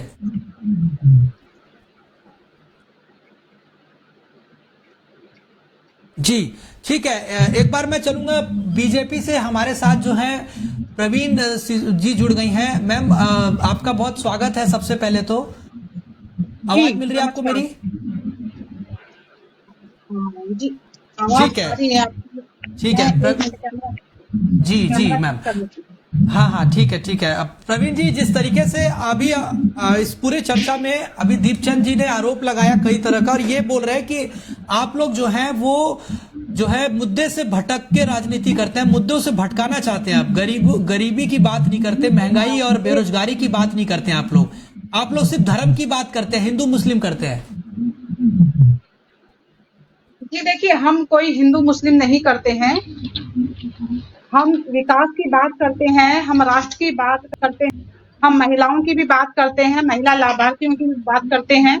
बात नहीं करते हैं तो सिर्फ इंडी गठबंधन कोई बात नहीं करता है। इंडी गठबंधन के पास जो मुद्दे हैं वो बेबुनियादी हैं, क्योंकि युवाओं को भी रोजगार मिला है, किसानों का भी ध्यान रखा गया है। पहले किसानों के अकाउंट में कोई पैसा नहीं जाता था, उनके पास पहले अकाउंट ही नहीं थे, किसानों के अकाउंट ही नहीं थे, क्योंकि इन्होंने इस तरफ ध्यान ही नहीं दिया। किसी का कोई गरीब आदमी अकाउंट खोलने के लिए बैंक की तरफ जाता था, अकाउंट खोलने के लिए तो उसको 500 रुपए या गारंटर एक चाहिए होता था। लेकिन मोदी सरकार ने अपनी मुद्रा योजना के तहत, जनधन योजना के तहत जीरो बैलेंस पे खाते खोले, सीधा पैसा सेंट्रल गवर्नमेंट से सीधा किसानों के खाते में गया। उस मुद्दे पे ये बात नहीं करते हैं। महिलाओं को जो उनकी बुनियादी जो जरूरतें थी उन पे ये बात नहीं करते हैं, वो भारतीय जनता पार्टी ने दी। एक मेरी पिछली डिबेट भी हुई थी कांग्रेस के साथ में ही, तब भी मैंने यही कहा था कि धुएं से मुक्ति उज्ज्वला योजना का जो लाभ मिला वो महिलाओं को पूर्ण रूप से मिला। इसके अलावा पीएम आवास का जो लाभ मिला वो महिलाओं को मिला। तो इस तरह के मुद्दों को ये लेके नहीं आते हैं, जिस तरह की ये बात करते हैं, इनकी बात में कोई दम नहीं है। इनको कहीं जनता किसी भी तरह से, किसी भी रूप में नहीं स्वीकार कर रही है। जनता इनको नकार चुकी है। इनकी जिस तरह की पॉलिसी चल रही है दलितों के प्रति, महिलाओं के प्रति, आदिवासियों के प्रति, और तो और सबसे बड़ी बात देखिए आरक्षण के प्रति, जो आरक्षण बाबा साहब के संविधान में SC ST OBC को दिया गया है, ये तो उस पे भी राजनीति करते हैं, उसको भी बांटने की बात करते हैं, ये उस पे बात नहीं करते हैं। उस पे बात करें, कर्नाटक में आजकल क्या हो रहा है, रिजर्वेशन को बांटा जा रहा है, उस पे बात करें। यहाँ तक कि कर्नाटक के अंदर मंदिरों पे टैक्स जबरन थोपा जा रहा है, उस पे बात करें। 500 वर्षों में राम मंदिर का मुद्दा क्यों नहीं इनसे सुलझाया गया, उस पे बात क्यों नहीं करते हैं। धारा 370 पे बात करें, सीमा सुरक्षा पे बात करें, आतंकवादी अब किस तरह से उनको जवाब दिया जा रहा है, उस पे क्यों नहीं बात करते हैं। एक समय था हमारी जो सेना है वो पहले भी सक्षम थी, आज भी सक्षम है, लेकिन पहले क्या होता था, उनके हाथ बांध दिए जाते थे। आज हमारी सेना मुंहतोड़ जवाब देती है, क्यों देती है, ये उस पर बात करें। कभी इन्होंने किसी भी क्षेत्र में कोई किसी भी तरह का विकास नहीं किया, विकास की बात नहीं करते हैं। इनको बस ये लगता है कि भारतीय जनता पार्टी राजनीति करती है, भारतीय जनता पार्टी मुद्दों से भटक रही है। हम किसी मुद्दे से नहीं भटक रहे हैं, हम मुद्दे की बात करते हैं, विकास की बात करते हैं। आप विकास पे आइए, हर ठीक है, क्षेत्र में विकास हुआ है। देखिए इनका ये कहना है, सुनिए मेरी बात, इन्होंने ये बोला है कि आप लोग मुद्दों से भटकाते हैं, यानी कि ये लोग गरीबी, महंगाई और बेरोजगारी का मुद्दा उठाते हैं, लेकिन आप लोग महंगाई और जो बेरोजगारी जो मुद्दा है उस पर आप लोग बोलने से बचते हैं। आप लोग आंकड़ा नहीं बताते कि 5 सालों में कितनी नौकरियां आप लोगों ने दी, कितना विकास, कितना मतलब लोगों को रोजगार दिया, और कितनी गरीबी जो है, गरीब लोग, उनको आप लोगों ने एक बेहतर या उनके जीवन को सुधार किया। देखिए हिमांशु जी, 60 वर्षों तक गांधी परिवार ने शासन किया और 60 सालों से इनका एक ही नारा था, गरीबी हटाओ। एक ही नारा था, गरीबी हटाओ। राहुल गांधी जी भी अपनी एक डिबेट में बोलते हैं कि हम चुटकियों में गरीबी हटा देंगे। अब पता नहीं कौन से मंत्र के द्वारा हम गरीबी हटा देंगे, जबकि भारतीय जनता पार्टी ने 25 करोड़ गरीब परिवारों को गरीबी से उठाकर उनका ध्यान रखा है। तो इन चीजों पे ये जाते नहीं है। गरीबी हटाओ का नारा इनका तो शुरू से ही चला रहा है, जिससे देश आजाद हुआ है, लेकिन गरीबी इनसे हटी नहीं। गरीबी पे काम किया भारतीय जनता पार्टी ने, युवाओं को भी रोजगार दिया जा रहा है, स्कूल कॉलेज खोले जा रहे हैं। तो ये सारी जो बुनियादी ढांचे हैं वो पूरा किसने किया है, पूरा भारतीय जनता पार्टी कर रही है। 60 सालों से क्या करते रहे, ये उस चीज को बता दें पहले। इनसे 60 सालों में गरीबी क्यों नहीं हटी? 25 करोड़ भारतीयों को गरीबी से मुक्त क्यों कराया भारतीय जनता पार्टी ने? इस बात को मुझे जवाब दे दें। ठीक है, जवाब दे दीजिए दीपचंद जी, जवाब दे दीजिए। आदरणीय हिमांशु भाई मेरी बड़ी बहन है, इन्होंने बहुत बड़ी बड़ी बातें कही है। मैं इनसे पूछना चाहूंगा, जो आपने उज्ज्वला योजना का नाम बताया, कितनी महिलाओं के पास आज उज्ज्वला योजना की वो जो लाभार्थी है, कितनी बहनें हमारी आज 1100 रुपए में क्या वो भरवा पा रही है सिलेंडर? पहले ये बता दीजिए। दूसरा, आपने कहा जी जन धन योजना हम लेकर आए। जन धन योजना आप जरूर लेकर आए थे, आपने ये भी कहा था साथ में 15 लाख रुपए आपके अकाउंट में डालेंगे। बता दिए किसके अकाउंट में आपने 15 लाख रुपए डाले? आपने अभी चाइना की बात करी, चाइना के अंदर और अरुणाचल प्रदेश में आधा चीन ने कब्जा कर लिया है। देश के प्रधानमंत्री लाल आंख दिखाने के बजाय उनसे गले मिलते हैं, ये भी बता दीजिए। अभी आपने कहा जी किसानों की हितैषी, महिलाओं की हितैषी। अरे जब कुलदीप सिंगर एक रेपिस्ट रेप करता है और पूरी भारतीय जनता पार्टी उसको बचाने के लिए उतर जाती है कुलदीप सिंगर को, और ब्रजभूषण जो हमारे देश की महिला मेडलिस्ट हैं, जो देश के अंदर नाम रोशन करती है, वो जब ये क्या क्या जंतर मंत्र पे कहती है कि इन्होंने हमारा शोषण करा, जब भारतीय जनता पार्टी कहाँ चली जाती है, जब महिलाओं की बात नहीं करती। मणिपुर के अंदर जब नंगन अवस्था में हमारी महिलाएं घूमती है, आपने अभी कहा ना महिलाओं की उत्थान, महिलाओं के सम्मान के लिए भारतीय जनता पार्टी। अरे मणिपुर के अंदर तो आपका मैसअप शब्द नहीं निकलता है, महंगाई पर मैसअप नहीं निकलता है, और आप यहाँ बड़ी बड़ी बातें कर रहे हैं। अभी आपने कहा कि भाई 60 साल के अंदर कांग्रेस ने क्या करा। अरे मैडम, आप और हम जो आज डिबेट कर रहे हैं ना, ये टेक्नोलॉजी भी कांग्रेस पार्टी की देन है। भारतीय जनता पार्टी, आप तो ये कह रहे हैं कि 2014 के बाद ही इस देश का उत्थान हुआ है। 2014 के बाद ही, जब से मोदी आए, जब से ही सब कुछ दुनिया बदल चुकी है। पहले गोल थी, अब पतली हो गई है, चपटी हो गई है। आप तो ऐसी बातें कर रहे हो। देखिए, मैं आपसे पूछना चाहूंगा, 2014 से के अंदर जब देश के प्रधानमंत्री पहली बार देश के प्रधानमंत्री बने थे, उन्होंने क्या कहा था 2014 में कि मुझे 5 महीने दे दीजिए, मैं इस देश के अंदर विकसित भारत बना दूंगा और युवाओं को रोजगार दे दूंगा। 5 महीने के बाद क्या बोलते हैं, नहीं मुझे 2019 के अंदर 5 साल और दे दीजिए। भाइयों बहनों, मैं आपका लिए उत्थान की बात करूंगा, देश की सेवा करूंगा, मैं आपका सेवक हूं, मैं आपका बेटा हूं।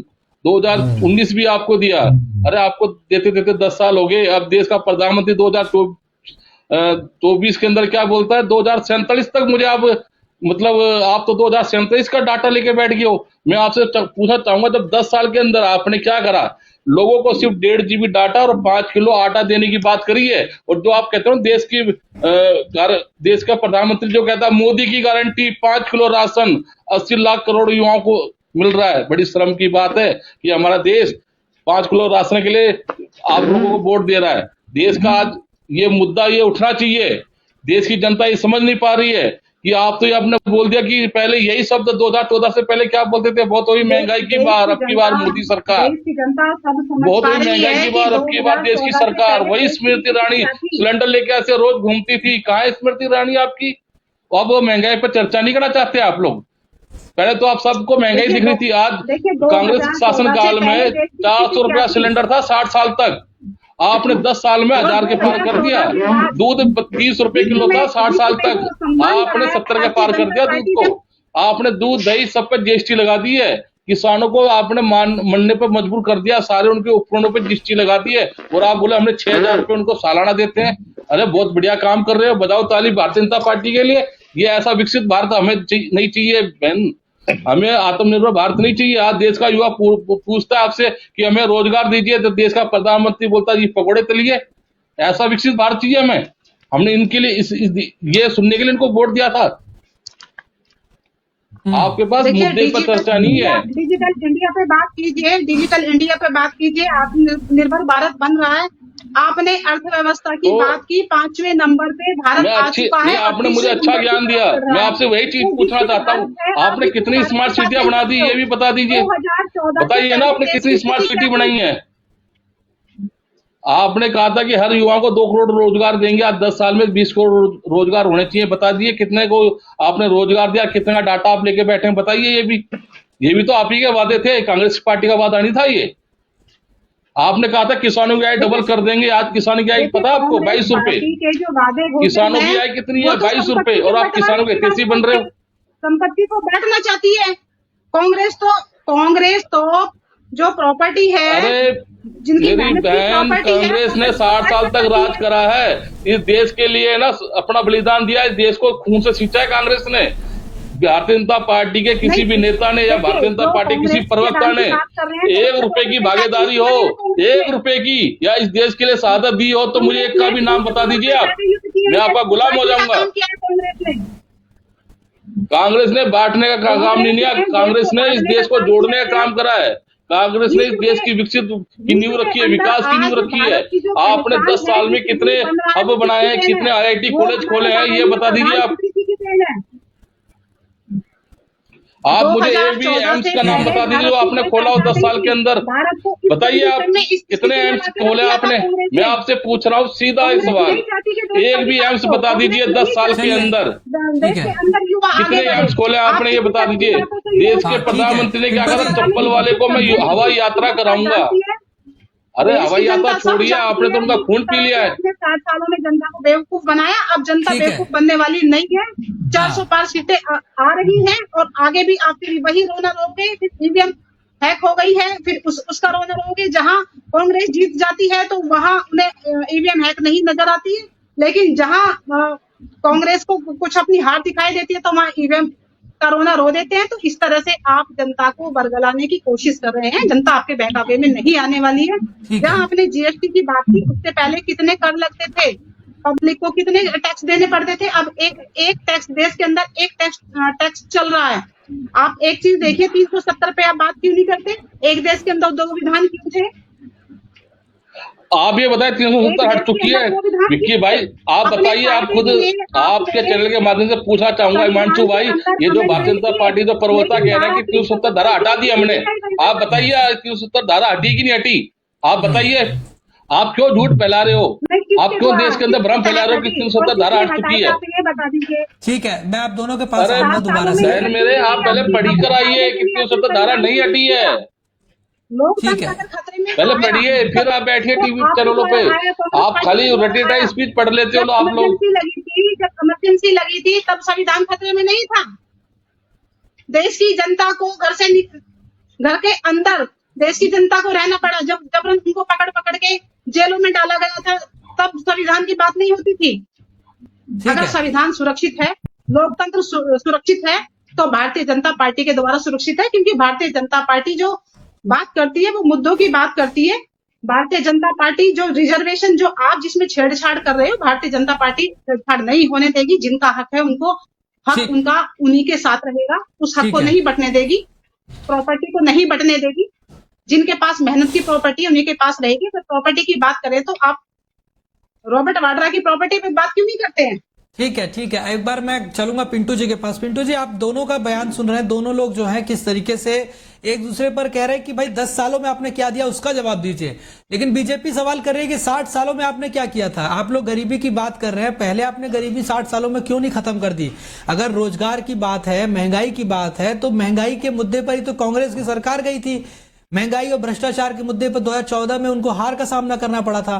तो बीजेपी जो आरोप लगा रही है कि भाई आप लोगों ने क्या किया था 60 सालों में और हमने 10 सालों में क्या किया, वो कांग्रेस सवाल पूछ रही है कि भाई 10 सालों का आप जवाब नहीं दे रहे हैं, आप पिछले 60 साल की बात कर रहे हैं। तो ऐसे में जनता कैसे समझे इस चीज को कि एक तरफ जो है वो एक दूसरे के काम को दिखाकर, नीचा दिखाकर ये साबित किया जा रहा है कि किसी ने कुछ किया ही नहीं, कांग्रेस की सरकार में कोई काम नहीं हुआ, कोई विकास नहीं हुआ। और वही चीज कांग्रेस भी कह रही है बीजेपी के कार्यकाल में कुछ नहीं हुआ। लेकिन जनता कैसे समझे कि आखिर काम किया तो किसने किया? और सबसे बड़ा सवाल कि क्या वाकई में काम हुआ भी है या फिर सिर्फ बातें हवा हवाई हैं बस? नहीं, देखिए आपने बिल्कुल सही नब्ज पकड़ी है और वैध वही कामयाब होता है जो सही नब्ज पकड़ना जानता हो। आपने कहा कि एक दूसरे को नीचा दिखाया जा रहा है, डेफिनेटली नीचा दिखाया जा रहा है। मैंने कुछ देर पहले इस चर्चा में कहा था कि कांग्रेस, बीजेपी, सपा, बसपा सबके पास एक अच्छा खासा अपनी सरकारों में किए गए काम का रिकॉर्ड है, लेकिन पता नहीं वो जनता के सामने पेश क्यों नहीं कर रही है। हर कोई दूसरे पे आरोप लगा रहा है कि ये आपने काम नहीं किया। इसमें कोई डाउट नहीं है कि भारत में रिमार्केबल काम हुए, चाहे सरकार किसी की भी रही है, और उसमें सबसे ज्यादा योगदान किसी सरकार का नहीं बल्कि भारतवासियों का है। और रही बात टीका टिप्पणी की, तो आप देखिए आज दूसरा चरण खत्म हो जाएगा। कल से जो पार्टी के नेता हैं, कार्यकर्ता हैं, वो आगे जो बचे हुए 5 चरण हैं उनकी तैयारी शुरू कर देंगे। ये तो अभी शुरुआत है, आगे देखिएगा किस तरह की तीखी टिप्पणियां होंगी। और मेरा ये मानना है कि हो सकता है ये निजी टिप्पणियों तक आगे बचे हुए 5 चरणों में चुनाव पहुंच जाए। नेता एक दूसरे की निजी टिप्पणी तक भी उतर सकते हैं। ठीक है, लेकिन सवाल ये खड़ा है कि जिस तरीके से राहुल गांधी की अगर बयान देखें, वो लगातार संविधान लोकतंत्र की बात कर रहे हैं, संविधान बचाओ लोकतंत्र बचाओ, और ये चुनाव को वो आम चुनाव नहीं बता रहे हैं। वो कह रहे हैं कि ये चुनाव जो है वो देश की जनता जो है वो कहीं ना कहीं अपने आप को बचाने के लिए चुनाव लड़ेगी। यानी कि अगर चुनाव में वोटिंग नहीं हुई तो लोकतंत्र ही खत्म हो जाएगा। देखिए अभी तक उन्होंने, मैं इस बात से अचरज में हूं कि अभी तक उन्होंने चाइना और रूस का उदाहरण क्यों नहीं दिया, क्योंकि दोनों जगह क्या हुआ है हर कोई जानता है। पुतिन और जिनपिंग आजीवन राष्ट्र के अपने अध्यक्ष रहेंगे। तो मेरी ये समझ में नहीं आता है कि जब राहुल गांधी इतने आगे की बात कर रहे हैं तो इन्होंने उदाहरण क्यों नहीं दिया है। देखिए भारत की सबसे ज्यादा खूबसूरती क्या है? लोकतंत्र। विश्व के जितने भी देश हैं उनमें सबसे बड़ा लोकतंत्र हमारा देश है। लोग बीजेपी वाले या बीजेपी के सपोर्टर कहते हैं कि हिंदू राष्ट्र बना देंगे, कांग्रेस वाले कुछ और कहते हैं, लेकिन भारत की लोकतंत्र की जड़ें इतनी गहरी हैं जिसको कोई पार्टी या कोई नेता खत्म नहीं कर सकता है। जिसकी जो आजादी मिली है, एक एक भारतवर्ष के जो लोग थे, जो हमारे स्वतंत्रता सेनानी थे, उन्होंने खून से रीछ के इसकी जड़ों को मजबूत किया है। तो लोकतंत्र या संविधान का खत्म होना इस देश में संभव नहीं है। ठीक है, ठीक है। अब मैं आखिरी के 30 सेकंड लूंगा बस आप लोगों से। आप ही से सवाल रहेगा मेरा आखिरी का 30 सेकंड कि आप इस पूरे, अब देख रहे हैं दूसरे चरण का जो मतदान हो रहा है, तमाम जो मतदाता हैं वो जो है वोटिंग करने पहुंच रहे हैं, और खासतौर पे महिलाएं बड़ी संख्या में जा रही हैं, बढ़ चढ़कर हिस्सा ले रही हैं। तो ऐसे में महिलाओं को कितना प्रभाव पार्टियों के वोट शेयर पर पड़ सकता है, और क्या वाकई में महिलाएं जो है वो जीत दिलाने में सबसे अहम भूमिका निभा सकती हैं इस चुनाव में? बिल्कुल, देखिए आधी आबादी है हमारे देश में महिलाओं की, और मुझे जो लगता है बीजेपी की जो पॉलिसी है, जिस तरीके से नरेंद्र मोदी किसी भी सभा में या जब वो भाषण देते हैं या किसी चैनल से बात करते हैं, तो उनका टारगेट जो है हमारे देश की आधी आबादी रहती है। और आप ये यकीन मान के चलिए कि 3 तलाक से मुझे जो लगता है, पर्सनल लगता है, जिस तरीके के मैंने पिछले कुछ दिनों में चुनाव के डेटा देखे हैं, तो मुस्लिम महिलाएं भी जो है वो भारतीय जनता पार्टी को वोट कर रही हैं। और ये लोकतंत्र के लिए एक खूबसूरती है, अच्छी बात है कि महिलाओं को आगे आना चाहिए, वोट करना चाहिए, क्योंकि जब वो घर चला सकती हैं तो देश बनाने में भी उनका योगदान बेहद जरूरी है।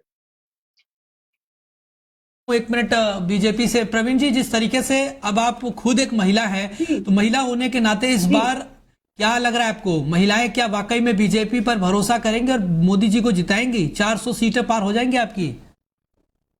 जी बिल्कुल, महिलाएं भरोसा करेंगी। महिलाएं भरोसा कर रही हैं, जितनी भी लाभार्थी महिलाएं हैं वो भी, और सभी महिलाएं, चाहे वो किसी भी धर्म की हो, जाति की हो, वर्ग की हो, सभी महिलाएं, जैसे अभी 3 तलाक की बात आई, तो 3 तलाक से जो महिलाओं को छुटकारा मिला, उनके लिए बहुत बड़ा रिलीफ है उनकी लाइफ का, उनकी जिंदगी का।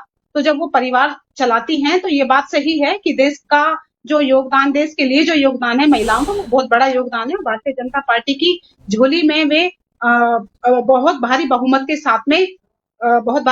साथ में सीटें डालने वाली हैं। 400 पार हम करने वाले हैं। जनता का आशीर्वाद भारतीय जनता पार्टी के साथ में है, बहनों का आशीर्वाद, महिलाओं का आशीर्वाद मोदी सरकार के साथ में है, और हम पूर्ण रूप से जीतेंगे। 4 जून के नतीजे हमारे पक्ष में आएंगे।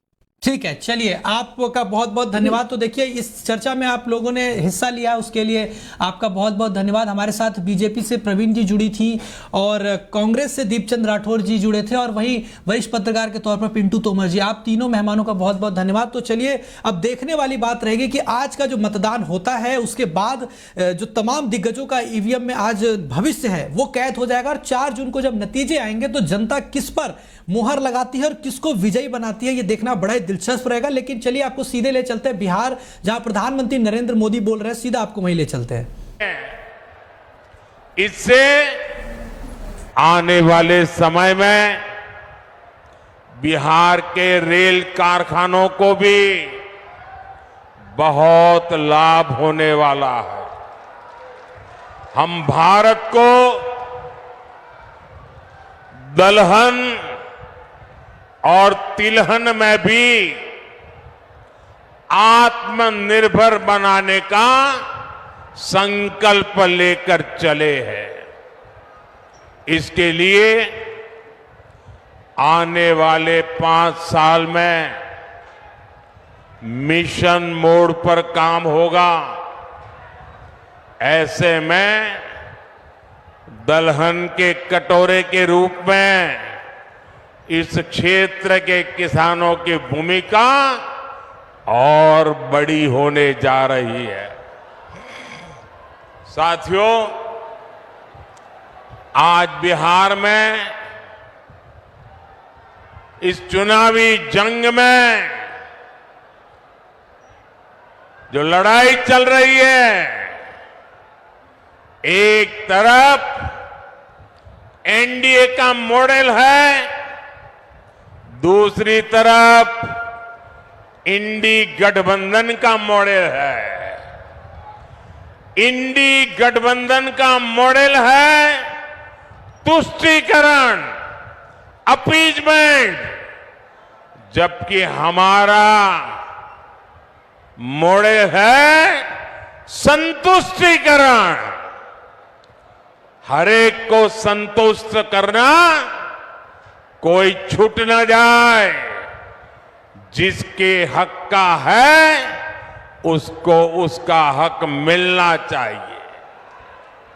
हमने माताओं बहनों को टॉयलेट, गैस, बिजली, पानी का सुविधा दी।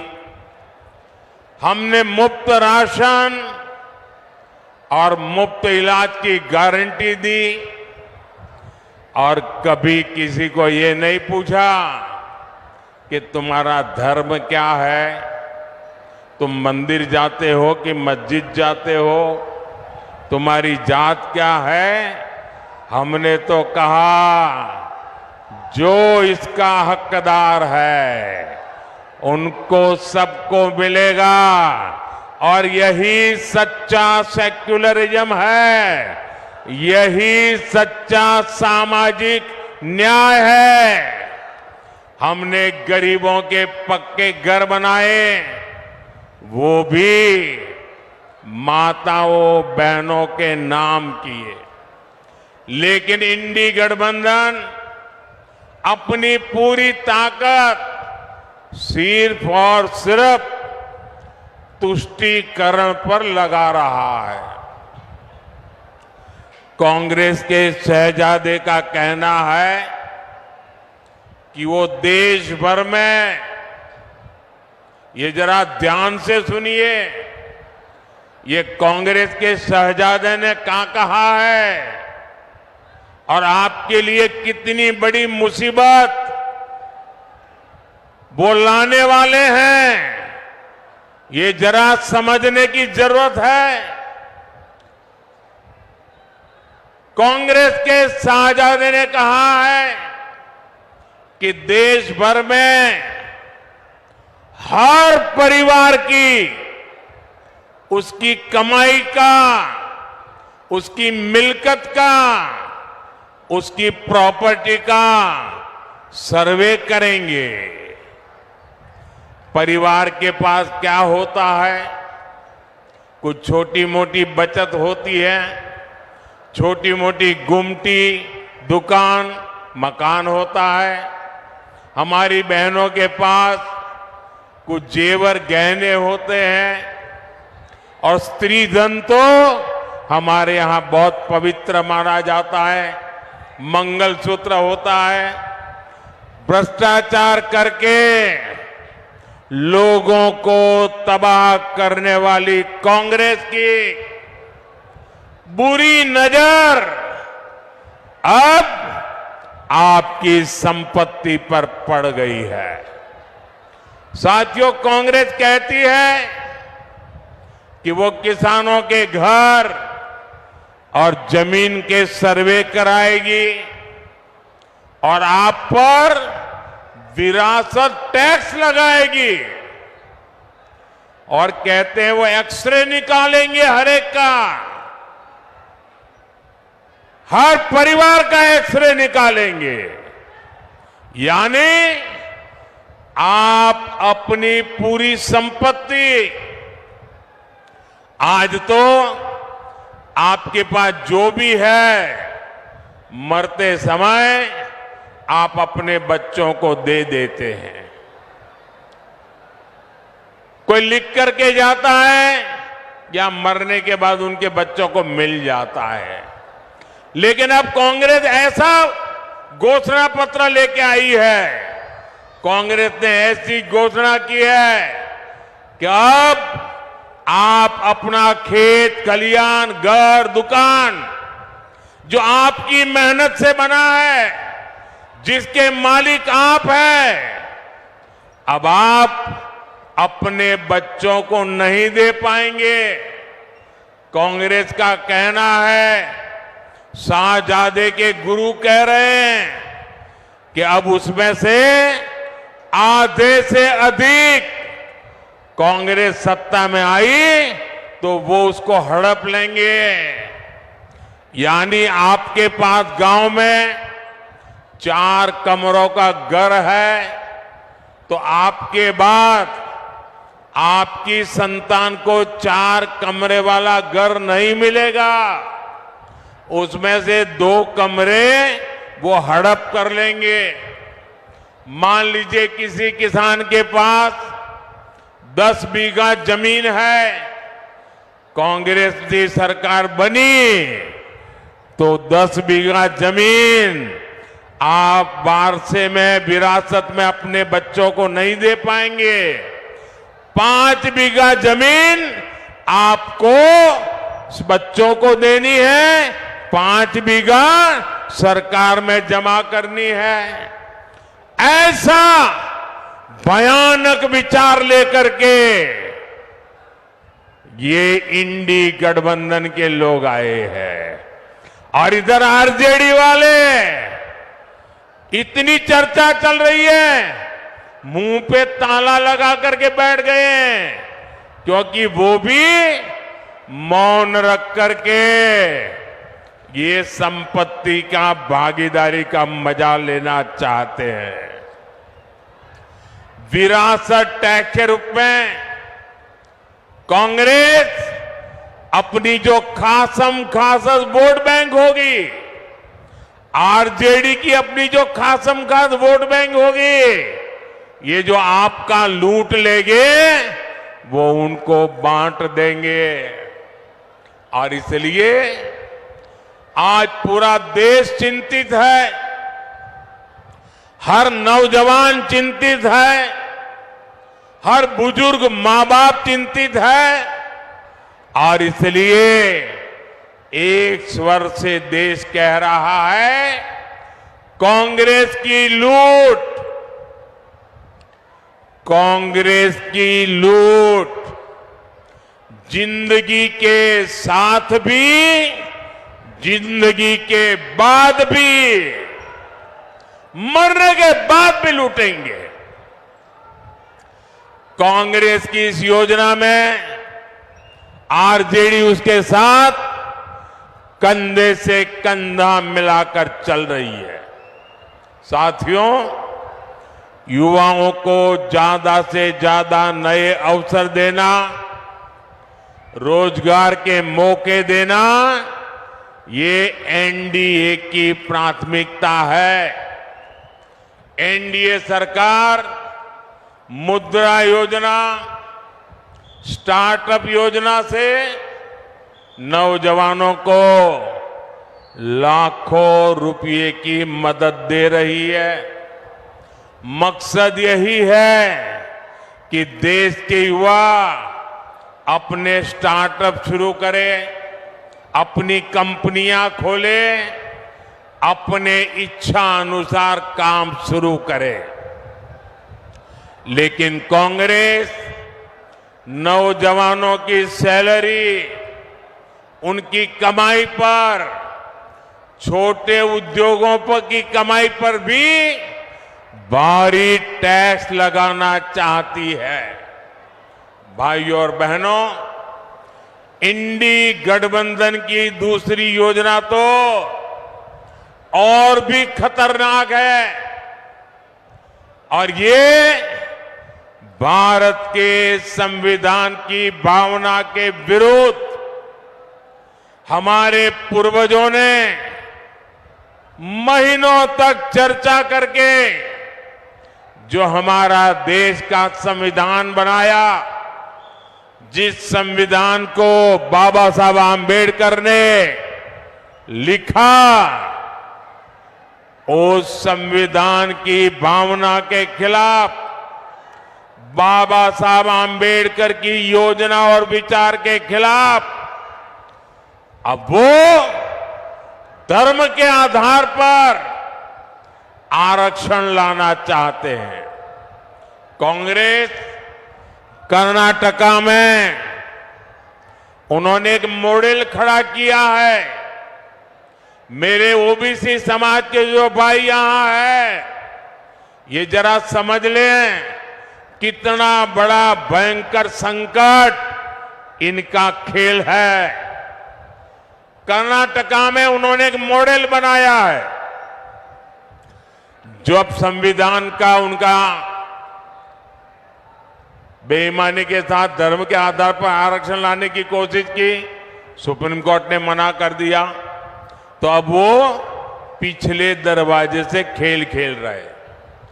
और इसलिए उन्होंने क्या किया, कर्नाटका में ओबीसी को जो 27% आरक्षण संविधान ने दिया है, बाबा साहब आम्बेडकर ने दिया है, भारत की संसद ने दिया है, उन्होंने क्या किया, रातों रात कर्नाटका में जितने भी मुसलमान समाज के लोग हैं,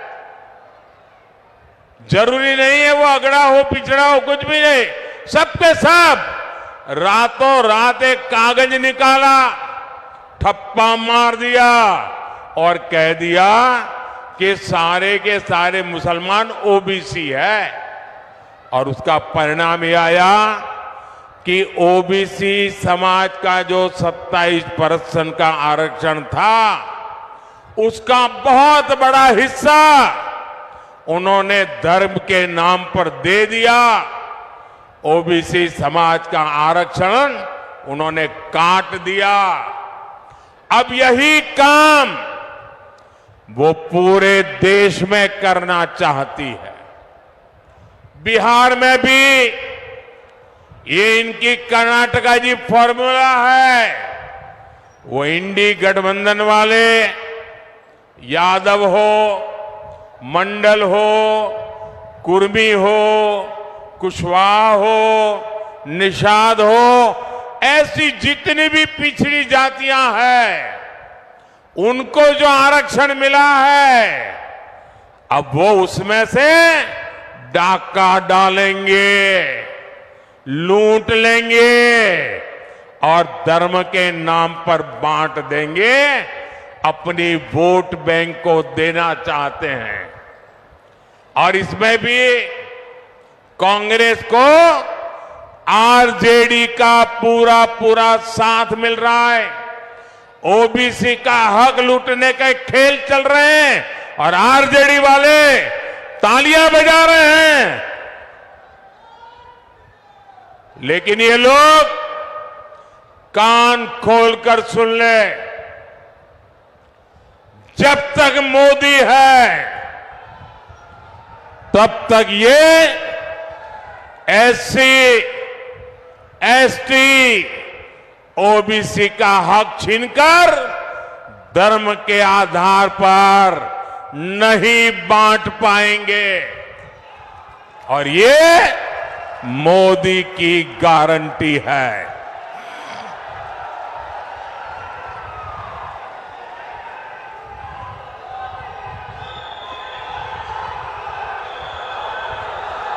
साथियों, वोट बैंक की राजनीति के कारण ही कांग्रेस की सरकारों ने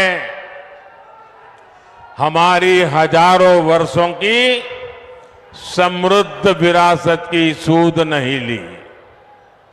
आज मैं गर्व के साथ पूरी दुनिया में जाकर कहता हूं कि भारत लोकतंत्र की जननी है। तो ये आरजेडी, कांग्रेस, लेप वाले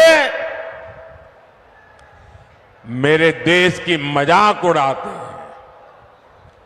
ये मजाक सिर्फ मोदी का नहीं है, बल्कि बिहार के महान लोकतांत्रिक इतिहास का मजाक है। बीते 10 वर्षों में हमने अपनी विरासत, अपनी धरोहर को फिर विश्व पटल पर स्थापित किया है। गुलामी की मानसिकता से गिरे गए लोग अब चाहकर भी इस नए भारत को बदल नहीं सकते। आप देखिए, दिल्ली में G20 सम्मेलन के दौरान हमने हमारे देश की, बिहार की महान विरासत, नालंदा विश्वविद्यालय के गौरवमय इतिहास को दुनिया के सामने रखा। आज दुनिया के जो जितने G20 के बड़े नेता हैं, उनके घर में नालंदा के उस विश्वविद्यालय के साथ फोटो है। एनडीए भारत को 21वीं सदी के वैश्विक ज्ञान का केंद्र बनाने के लिए समर्पित है। मुंगेर में विश्व का सबसे बड़ा योग का विद्यालय है। पद्मश्री पूज्य स्वामी निरंजनानंद सरस्वती जी के प्रयासों से पूरे विश्व से लोग यहां योग सीखने आते हैं। लेकिन गुलामी की मानसिकता से भरे दलों ने तो हमारे योग तक को विदेशियों के हवाले कर दिया था। आज पूरी दुनिया जून के महीने में अंतर्राष्ट्रीय योग दिवस मनाती है, उसे मुंगेर को, बिहार को गर्व होना बहुत स्वाभाविक है। साथियों, अब भाजपा ने योग और आयुर्वेद को वैश्विक बनाने के लिए बड़ी घोषणाएं की हैं। एनडीए सरकार योग और आयुर्वेद के लिए विश्व स्तर पर मान्यता देने की, प्रमाण पत्र देने की व्यवस्था स्थापित करेगी। एनडीए सरकार दुनिया के लिए योग और आयुर्वेद के प्रमाणित पाठ्यक्रम बनाने के लिए इससे जुड़े संस्थानों को मदद देगी। इससे योग और आयुर्वेद सेक्टर में हमारे नौजवानों के लिए पूरी दुनिया में अवसर बनेंगे।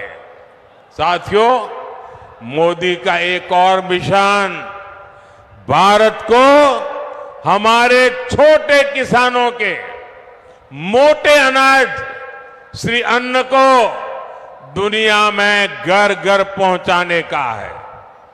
बिहार में हमारे किसान बड़ी मात्रा में श्री अन्न उगाते हैं। ये देश के करोड़ों छोटे किसानों की कमाई को कई गुना बढ़ाने वाला है। भाई और बहनों, यहां इस क्षेत्र में तो साक्षात माता सीता जी के निशान है। 500 साल बाद अयोध्या में प्रभु राम का भव्य मंदिर बना है।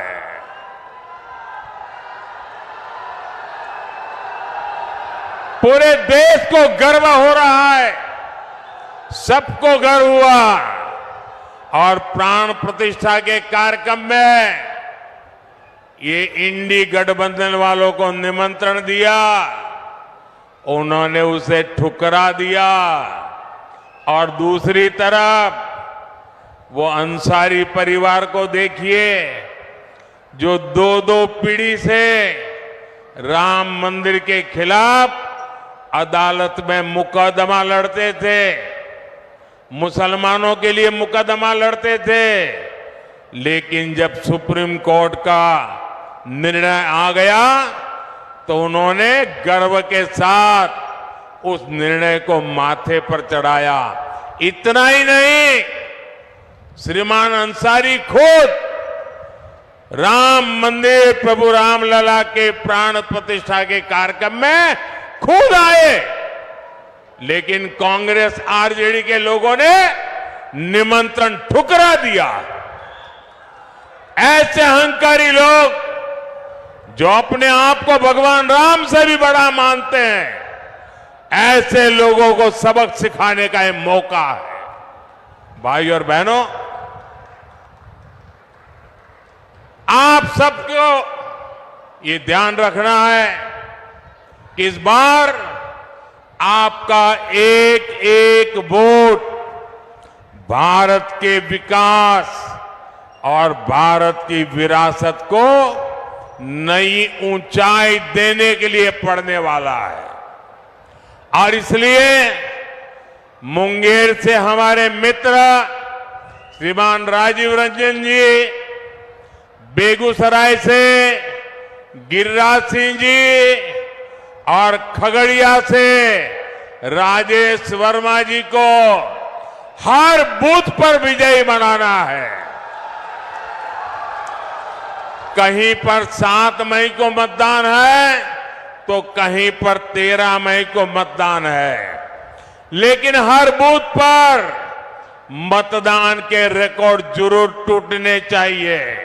टूटेंगे, घर घर जाएंगे, ज्यादा से ज्यादा मतदान कराएंगे, सुबह 10 बजे के पहले मतदान कराएंगे, पूरा कराएंगे। अच्छा, मेरा एक काम करेंगे, ये मेरा काम है, ललन सिंह का नहीं है, गिरिराज का नहीं है, मेरा काम है, करेंगे, पक्का करेंगे। देखिए, घर घर जाइएगा और कहिएगा कि मोदी जी मुंगेर आए थे और मोदी जी ने आपको प्रणाम कहा है। मेरा प्रणाम पहुंचा देंगे।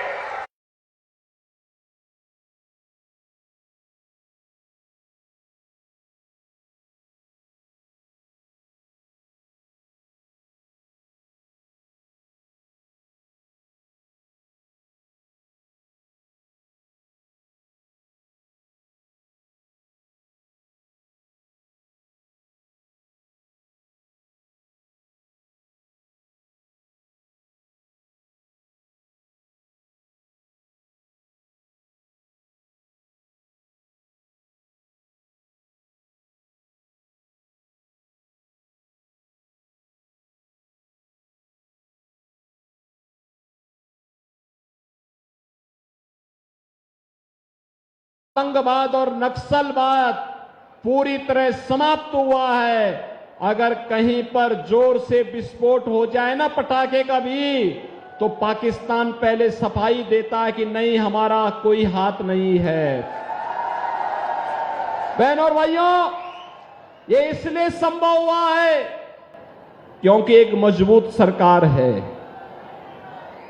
कांग्रेस और यूपीए की सरकार की तर्ज पर मजबूर सरकार नहीं है, मोदी जी के नेतृत्व की एक मजबूत सरकार है जो कहती है वो करके दिखाती है। जब पुलवामा की घटना घटित हुई थी तब प्रधानमंत्री मोदी जी ने कहा था, उन्होंने कहा था हमारे जवानों की शहादत, उनका बलिदान व्यर्थ नहीं जाएगा और हमारे भारतीय जवान पाकिस्तान के अंदर घुस करके आतंकवादियों की माद में घुस करके उनको सबक सिखाने का काम किए थे। पाकिस्तान चिल्लाता रह गया, जान बचा करके भागना पड़ा था वहां पर पाकिस्तान को। बहनों और भाइयों, ऐसे ही विकास के बड़े बड़े कार्य हो रहे हैं, बड़े बड़े कार्य हो रहे हैं। Highway, railway, metro, IIT, IIM, medical college, AIIMS, IIIT, NIT, world class universities, हर घर नल की योजना, ये सभी तेजी के साथ आगे बढ़ते जा रहे हैं। और गरीब कल्याणकारी योजनाओं की तो कोई गिनती नहीं। आप सोचिए, कांग्रेस के समय में, सपा के समय में, बसपा के समय में लोग भूखों मरते थे। आज 80 करोड़ लोगों को फ्री में राशन की सुविधा का लाभ प्राप्त हो रहा है। उनके समय में भ्रष्टाचार था, गरीब के हक पे डकैती पड़ती थी। और आज आप देख रहे होंगे कि देश के अंदर 60 करोड़ लोगों को तो आयुष्मान भारत में 5 लाख रुपए की स्वास्थ्य बीमा का कवर मिल रहा है। और बहनों और भाइयों, उत्तर प्रदेश में अगर कोई गरीब बीमार हो जाता है, उसके पास आयुष्मान भारत का कार्ड नहीं है, हमारा विधायक या हमारा पदाधिकारी या कोई पीड़ित स्वयं मुझे पत्र लिख देता है, तो मोदी जी के द्वारा खोले गए जनधन अकाउंट में हम सीधे पैसा भेज देते हैं, उसके उपचार की व्यवस्था करवा देते हैं। क्योंकि हम चेहरा देख करके योजना का लाभ नहीं देते हैं। हमारा तो मंत्र है सबका साथ और सबका विकास का। बहनों और भाइयों, जाति, मत और मजहब के आधार पर नहीं, हमने तो जनता जनार्दन की सेवा को ही अपने जीवन का उद्देश्य माना है। लोग अपने परिवार के लिए कमाते होंगे और हमारे लिए तो 25 करोड़ की जनता और मोदी जी के लिए 140 करोड़ की जनता ही परिवार है। उसकी सुरक्षा, उसकी खुशहाली, यही हम लोगों का जीवन का ध्येय है और उसी के लिए कार्य करते हैं। इसी प्रकार से आपने देखा होगा 12 करोड़ किसानों को किसान सम्मान निधि का लाभ मिल रहा है। 12 करोड़ गरीब घरों में शौचालय बन गए हैं। 10 करोड़ गरीबों को आपने देखा होगा कि 10 करोड़ गरीबों के घर में रसोई गैस के सिलेंडर पहुंच गए हैं और 4 करोड़ गरीबों के मकान भी बन गए हैं। बहनों और भाइयों, ये काम कांग्रेस चाहती तो वो भी कर सकती थी। समाजवादी पार्टी और बहुजन समाजवादी पार्टी चाहती तो वो भी कर सकती थी, लेकिन इन्होंने अपने परिवार के लिए तो भरा, अपने परिवार वालों के लिए खूब कमाया, लेकिन गरीबों के लिए कुछ भी नहीं किया। गरीबों के लिए कुछ भी नहीं किया। और एक तरफ किया कुछ नहीं, वहीं आपने वर्तमान में कांग्रेस और सपा का जो गठबंधन है, इंडी गठबंधन, इनके घोषणा पत्र को देखा होगा। अपने घोषणा पत्र में क्या कहते हैं ये कहते हैं कि हम गरीबी हटाएंगे। कैसे हटाएंगे गरीबी? गरीबी हटाओ का नारा तो श्रीमती इंदिरा गांधी जी ने भी दिया था। श्रीमती इंदिरा गांधी ने कहा था 1970 में गरीबी हटाने का। बहनों और भाइयों, 54 वर्ष के बाद भी नाती भी वही तोता रटंत लगाए जा रहा, हम गरीबी हटाएंगे, एक झटके में हटाएंगे। जब उससे पूछा गया कि कैसे हटाएंगे, तो कहता है हम सभी लोगों की संपत्ति का सर्वे करवा देंगे, और सर्वे कराने के बाद अगर किसी के पास 4 कमरे का मकान है ना, तो 4 कमरे के मकान में अगर उनके परिवार में 4 लोग हैं तो कहेंगे कि तुम्हारे लिए 2 कमरे पर्याप्त हैं, 2 कमरे हम दूसरे लोगों को जबरदस्ती कब्जे में ले लेंगे, उस पे कांग्रेस का अधिकार हो जाएगा। वे कह रहे हैं हम सर्वे कराएंगे। देखो, कल सुप्रीम कोर्ट ने भी कहा है कि स्त्री धन पर केवल स्त्री महिला का अधिकार है, कोई दूसरा अधिकार नहीं कर सकता। लेकिन ये बेशरम लोगों को देखो ना, ये कहते हैं कि महिलाओं के जेवर को भी हम अपने कब्जे में ले लेंगे। क्या हिंदुस्तान इसको स्वीकार करेगा? क्या स्वीकार करेगा क्या? लेकिन इनकी हालत देखो। और किसको बांटेंगे? ये आपकी संपत्ति को बांटने का काम किसको करेंगे? बांग्लादेशी घुसपैठियों को, रोहिंग्या लोगों को, जो विदेशी आए हैं घुसपैठिए, उनको बांट देंगे ये लोग। क्या आप कोई हिंदुस्तान इसको स्वीकार कर पाएगा क्या? लेकिन ये कांग्रेस के लोग, इंडी गठबंधन के लोग कहते हैं कि हम ऐसा कर देंगे। बहनों और भाइयों, इन्होंने जब यूपीए की गवर्नमेंट थी 2004 से 14 के बीच में, इन्होंने ऐसे प्रयास किए थे अनुसूचित जाति, जनजाति और पिछड़ी जाति के लोगों को मिलने वाले आरक्षण के लिए, उस पर इन्होंने सेंध लगाने का काम किया था। जस्टिस रंगनाथ मिश्रा की कमेटी गठित की थी।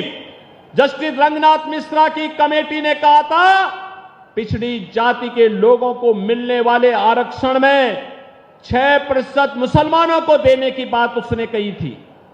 और ऐसे सच्चर कमेटी की रिपोर्ट में भी अनुसूचित जाति और जनजाति को मिलने वाले आरक्षण में भी इन्होंने सेंध लगा के जबरदस्ती मुसलमानों को घुसाने का प्रयास किया था। और बहनों और भाइयों, ये किसी से छुपा हुआ नहीं है, ये केवल इन्होंने रंगनाथ मिश्रा और सच्चर कमेटी के माध्यम से ही नहीं किया था। तत्कालीन प्रधानमंत्री डॉक्टर मनमोहन सिंह जी ने भी अपने एक भाषण में कहा था कि देश के संसाधनों पर पहला अधिकार मुसलमानों का है। कहा था ना, गरीब कहां जाएगा? अनुसूचित जाति, जनजाति और पिछड़ी जाति के लोग कहां जाएंगे? ये हिंदुस्तान के लोग कहां जाएंगे? लेकिन देश के विभाजन को फिर से आगे बढ़ाने के लिए कांग्रेस के द्वारा साजिश रची जा रही है, इंडी गठबंधन के द्वारा साजिश रची जा रही है। क्या यह देश इस साजिश को स्वीकार करेगा? हमें कतई स्वीकार नहीं करना है। बहनों और भाइयों, आज भारत दुनिया के अंदर एक ऐसा देश बना है जिसको पूरी दुनिया में जिसकी पहुंच है, दुनिया में जिसके बारे में अच्छी धारणा बनी है, लोग भारत को सम्मान दे रहे हैं।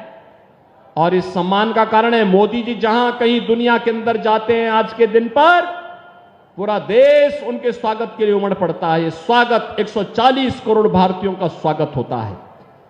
लेकिन बहनों और भाइयों, कुछ लोग ऐसे हैं जिनको ये नहीं लगता। कांग्रेस ने अपने घोषणा पत्र में 2 बातें और कही हैं।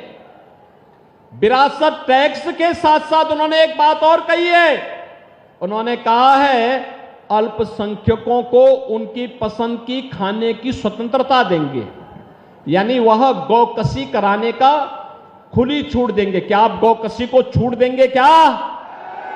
अरे इन बेशरम लोगों को देखो ना, भारत की आस्था के साथ कैसे खिलवाड़ कर रहे हैं। कह रहे हैं उनको खुली छूट देंगे। अरे कैसे हो सकता है? जिस गाय को हम माता मानते हैं, जिसको हमारा शास्त्र कहता है कि गाओ विश्वस्य मातरा, उस गौ माता को एक काटने के लिए देंगे कसाईयों को। क्या हिंदुस्तान इसको स्वीकार कर पाएगा क्या? और मैंने सुना है कि भाई और बहन दोनों अयोध्या दर्शन करने के लिए जाना चाहते हैं। जब इनकी सरकार थी तब कहते थे कि राम तो हुए ही नहीं। क्या कहते थे? राम हुए ही नहीं। और जब देश की जनता जनार्दन के संघर्ष के फलस्वरूप माननीय उच्चतम न्यायालय के फैसले के क्रम में मोदी जी के प्रयास से आपके एक एक वोट की कीमत ने अयोध्या में रामलला को फिर से विराजमान कर दिया है और मंदिर भव्य बन गया है। अब कहते हैं राम तो सबके हैं। देखो ना इनके दोहरे चरित्र को। पहले कहते थे राम हुए ही नहीं, अब कहते हैं राम तो सबके हैं। बहन और भाइयों, इन पे विश्वास मत करना, कभी विश्वास मत करना। ये लोग धोखा देंगे। जब भी इनको अवसर मिलेगा ये लोग धोखा देंगे। हमें धोखेबाजों से नहीं, हमें भ्रष्टाचारियों से नहीं, हमें हिंदुस्तान की सुरक्षा और हिंदुस्तान की संप्रभुता के साथ साथ हिंदुस्तान को समृद्धि की नई ऊंचाई तक पहुंचाने वाली सरकार चाहिए, और वह केवल भारतीय जनता पार्टी दे पाएगी। भारतीय जनता पार्टी दे पाएगी। बहनों और भाइयों, भारतीय जनता पार्टी वह पार्टी है जो किसान को भी, मजदूर को भी, नौजवान को भी और महिलाओं को भी सम्मान देती है। आपने देखा चौधरी साहब को, चौधरी चरण सिंह जी को भारत रत्न, भारत का सर्वोच्च नागरिक सम्मान ये भारतीय जनता पार्टी की मोदी जी के नेतृत्व की सरकार ने दिया है। आपने देखा होगा कि हर एक तबके के लिए मोदी जी ने उस प्रकार के प्रावधान किए हैं। और मैं फिर आपके पास आया हूं आपसे कहने के लिए, संभल के लोगों को, बिलारी के लोगों से कहने के लिए मैं बहनों और भाइयों आया हूं, एक ही अपील करने के लिए आया हूं कि क्या हमारा वोट जो लोग हिंदुस्तान का खाते हैं, जो ये मानते हैं उनके पूर्वज हिंदुस्तानी हैं, उनकी आने वाली पीढ़ी को हिंदुस्तान में ही रहना है, उनको सोचना होगा उनका वोट उन विषधरों को नहीं जाना चाहिए जो लोग भारत माता की जय जयकार करने में संकोच करते हों। कतई नहीं जाना चाहिए। जो लोग वंदे मातरम का गायन करने में संकोच करते हैं, भारत माता की जय घोष करने में जिन्हें संकोच होता है, उनको आपका वोट जाने का मतलब आपके द्वारा भारत के खिलाफ साजिश रचने वालों को सम्मान देने का कार्य हो रहा है। और इसलिए मेरी अपील होगी, हम लोग भारत की सुरक्षा और संप्रभुता को ध्यान में रख करके आने वाली पीढ़ी के उज्जवल भविष्य के लिए हम लोग ऐसी सरकार बनाने में अपना योगदान दें जो मोदी जी ने आजादी के अमृत महोत्सव वर्ष में कहा था, एक आत्मनिर्भर भारत, एक विकसित भारत होगा। आत्मनिर्भर भारत होगा तो हर नागरिक आत्मनिर्भर होगा, नौजवान आत्मनिर्भर होगा, किसान आत्मनिर्भर होगा, महिलाएं आत्मनिर्भर होंगी, श्रमिक आत्मनिर्भर होगा। जीवन के प्रत्येक क्षेत्र में लोगों को इसका लाभ मिलता हुआ दिखाई देगा। और हमें ऐसी ही सरकार को बनाने में अपना योगदान देना है। आप सहमत हैं इसके लिए? सहमत हैं? सहमत हैं ना? बहनों और भाइयों, भारतीय जनता पार्टी ने इसके लिए श्री परमेश्वर लाल सैनी को अपना प्रत्याशी बना करके आपके बीच उतारा है। देखो परमेश्वर जी कोई अपरिचित चेहरा नहीं है, आपके लिए अपरिचित चेहरा नहीं है। देखो जनता जनार्दन ने आशीर्वाद जिस भी रूप में दिया होगा तब भी यहां जमे रहे, यहां काम करते रहे ना, लगातार काम करते रहे ना, कोई संकोच नहीं।